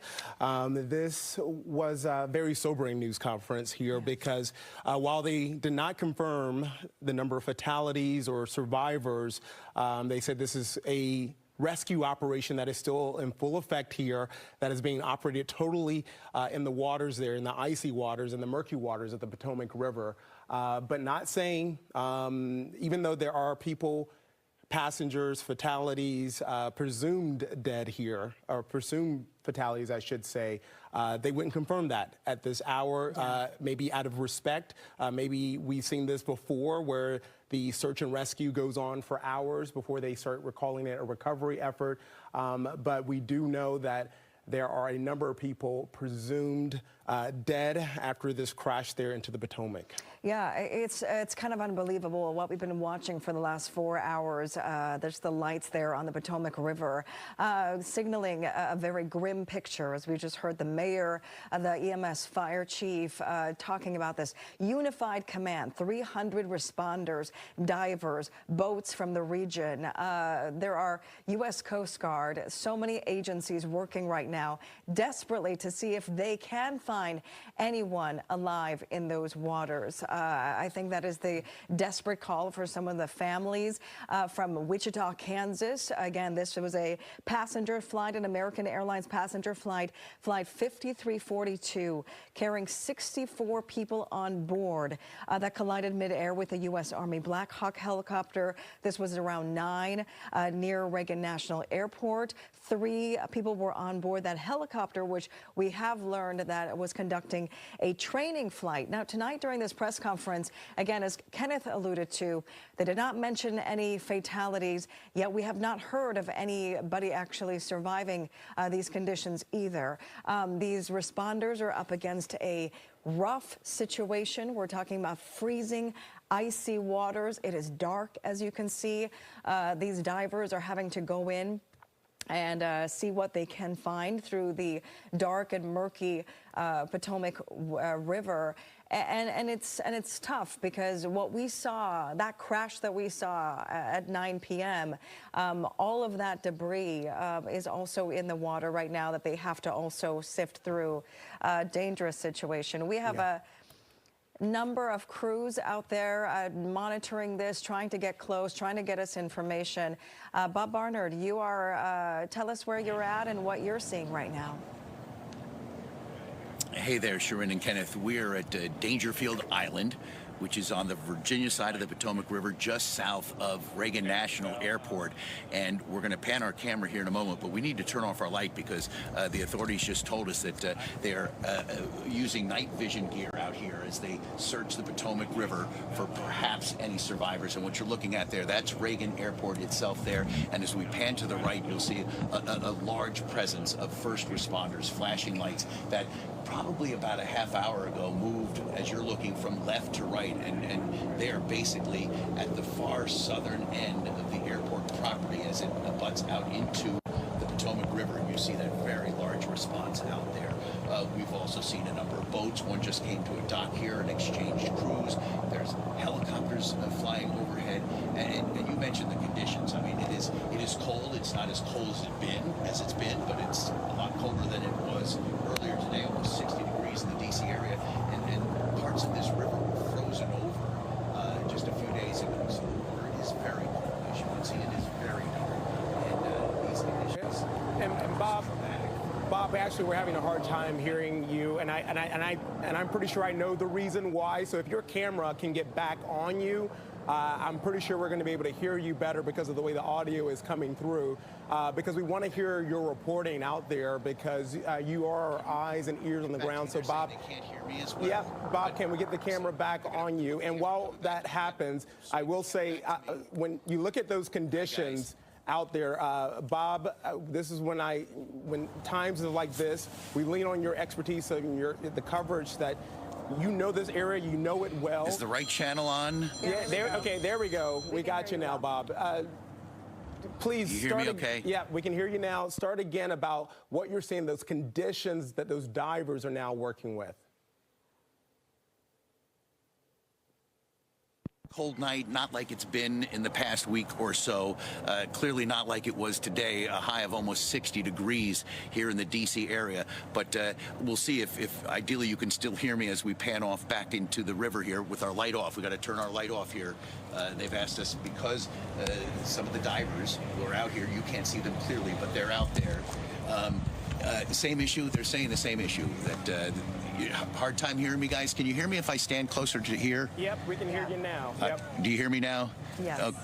Okay, all right, guys. So the deal is that you have dive teams in the water, and they've asked all the news crews here to turn off their lights when the cameras are facing out by the water, because they have divers using night vision looking in this water. And this is maybe a mile or so wide. We're on the Virginia side, looking across to, on the left there, that's the southern end of Reagan National Airport, and across the river is Joint Base Anacostia Bowling and DC Water, their Blue Plains facility, and you've got emergency first responders lining the southern part of the airport and the DC side of the Potomac River here, south of the airport, as they are looking for any possible survivors who are on the plane, on the helicopter. And I mean, there are docks here, so it's going to be hard to see, but in a moment here, you might see a boat that's kind of just kind of in front of us here. And you see, so there are crews even on this side of the river looking for possible survivors or remains, even though the helicopter and plane collided on the other side, kind of just over, where the land ends and the river starts on the DC side. But they have a helicopter flying over with its searchlight on the water in front of us here along Dangerfield Island, south of the airport not long ago. So they're searching this whole area. And it's just, I mean, as you heard the authorities tell us, it's grueling work. And there's one of the boats that's coming here. They've been exchanging crews. Hello there. Some of the first responders that we've seen over at the airport, if we pan back left here to the airport, they moved. They were, as you're looking, now they're kind of the far southern end of the airport property. They were, more on the west side and came east and have kind of, solidified over there. We know there is an area where we believe if they are finding remains, they are bringing them to that part of the airport property. We heard that earlier. We don't know that any have been recovered or anybody's been rescued, but any who will be, from the sense we're getting from our conversations with the authorities, that is likely they will be bringing them to the airport.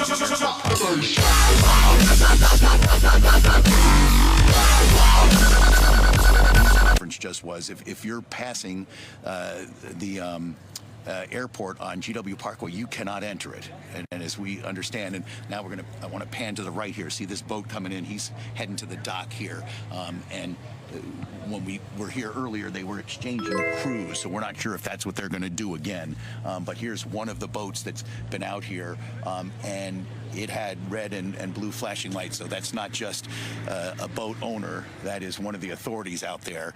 And So if you're driving by the airport, you'll notice there are police blocking the entrances, so you cannot enter the airport property. I drove all the way around over by Joint Base Anacostia Bowling and Blue Plains, and any entrance to where you would possibly get close to the river where the plane and helicopter sadly went down, you can't get in there. So basically, this is probably, for right now, besides Gravelly Point, if you're familiar with Gravelly Point, the best vantage point to see the work that is being done by hundreds, no doubt hundreds of first responders on the water, on the shore, in the air, as they ideally recover survivors. But as we've been talking about, the conditions are not like they were several days ago, but they are brutal, and it's just pretty awful. And when I was here about 2 hours ago, there were dozens of people just from the community who wanted to come get close. And I mentioned some were praying, and others just, when they were leaving, had their heads down. But they came here because they were interested in seeing what was going on. There aren't many just bystanders out here now. Just us as reporters, and you see, the boats on the water, and taking advantage of the docks here to stop exchange crews and head back out again, guys. Bob, there's a lot that makes this search and rescue very difficult, and obviously the timing of this tragic and horrible incident definitely is making it even tougher for those first responders. 300 first responders, according to the officials that we just heard from, who are out there searching through 8 feet of water. But again, we want to reiterate, there are divers in both aircraft, inside the helicopter and inside the American Airlines Flight 5342. Those divers are searching those aircraft. They are in the water at this hour, and Sharon, they need some light. Yeah, they do. And the Potomac River, on average, is about 24 feet deep. Yeah. So there's a wide area to search. Dark conditions. Let's go over to Mike Thomas, because Mike, they could use some light. Sadly, it's 1:30 in the morning right now. Light is what, 5 hours away? Yeah, well, light's probably, and what we call civil twilight, which is where it starts to get bright enough that you can actually see what you're doing outside, right? That doesn't occur until 6:47. So unfortunately, they still have several more hours where they're working in darkness. Winds at this hour, not as bad, but occasionally we do still get some gusts up over 20, and that'll make the water choppy. That'll reduce visibility out there. Again, Sharon mentioned 24 feet on average Potomac River. That's from the mouth up to the north as it kind of runs up the Virginia-Maryland border, right around that Reagan National Airport area. The average is about what that gentleman from earlier spoke about 8 feet near Reagan National Airport. There is a shipping channel, I'll show you in a minute, where it is a little bit deeper, though it doesn't sound like they're searching in that particular channel. It sounds like it's in the shallower part of the river there. 5-mile-per-hour winds at D.C. right now. That's at least a little bit beneficial. And if you notice the picture to the north and west,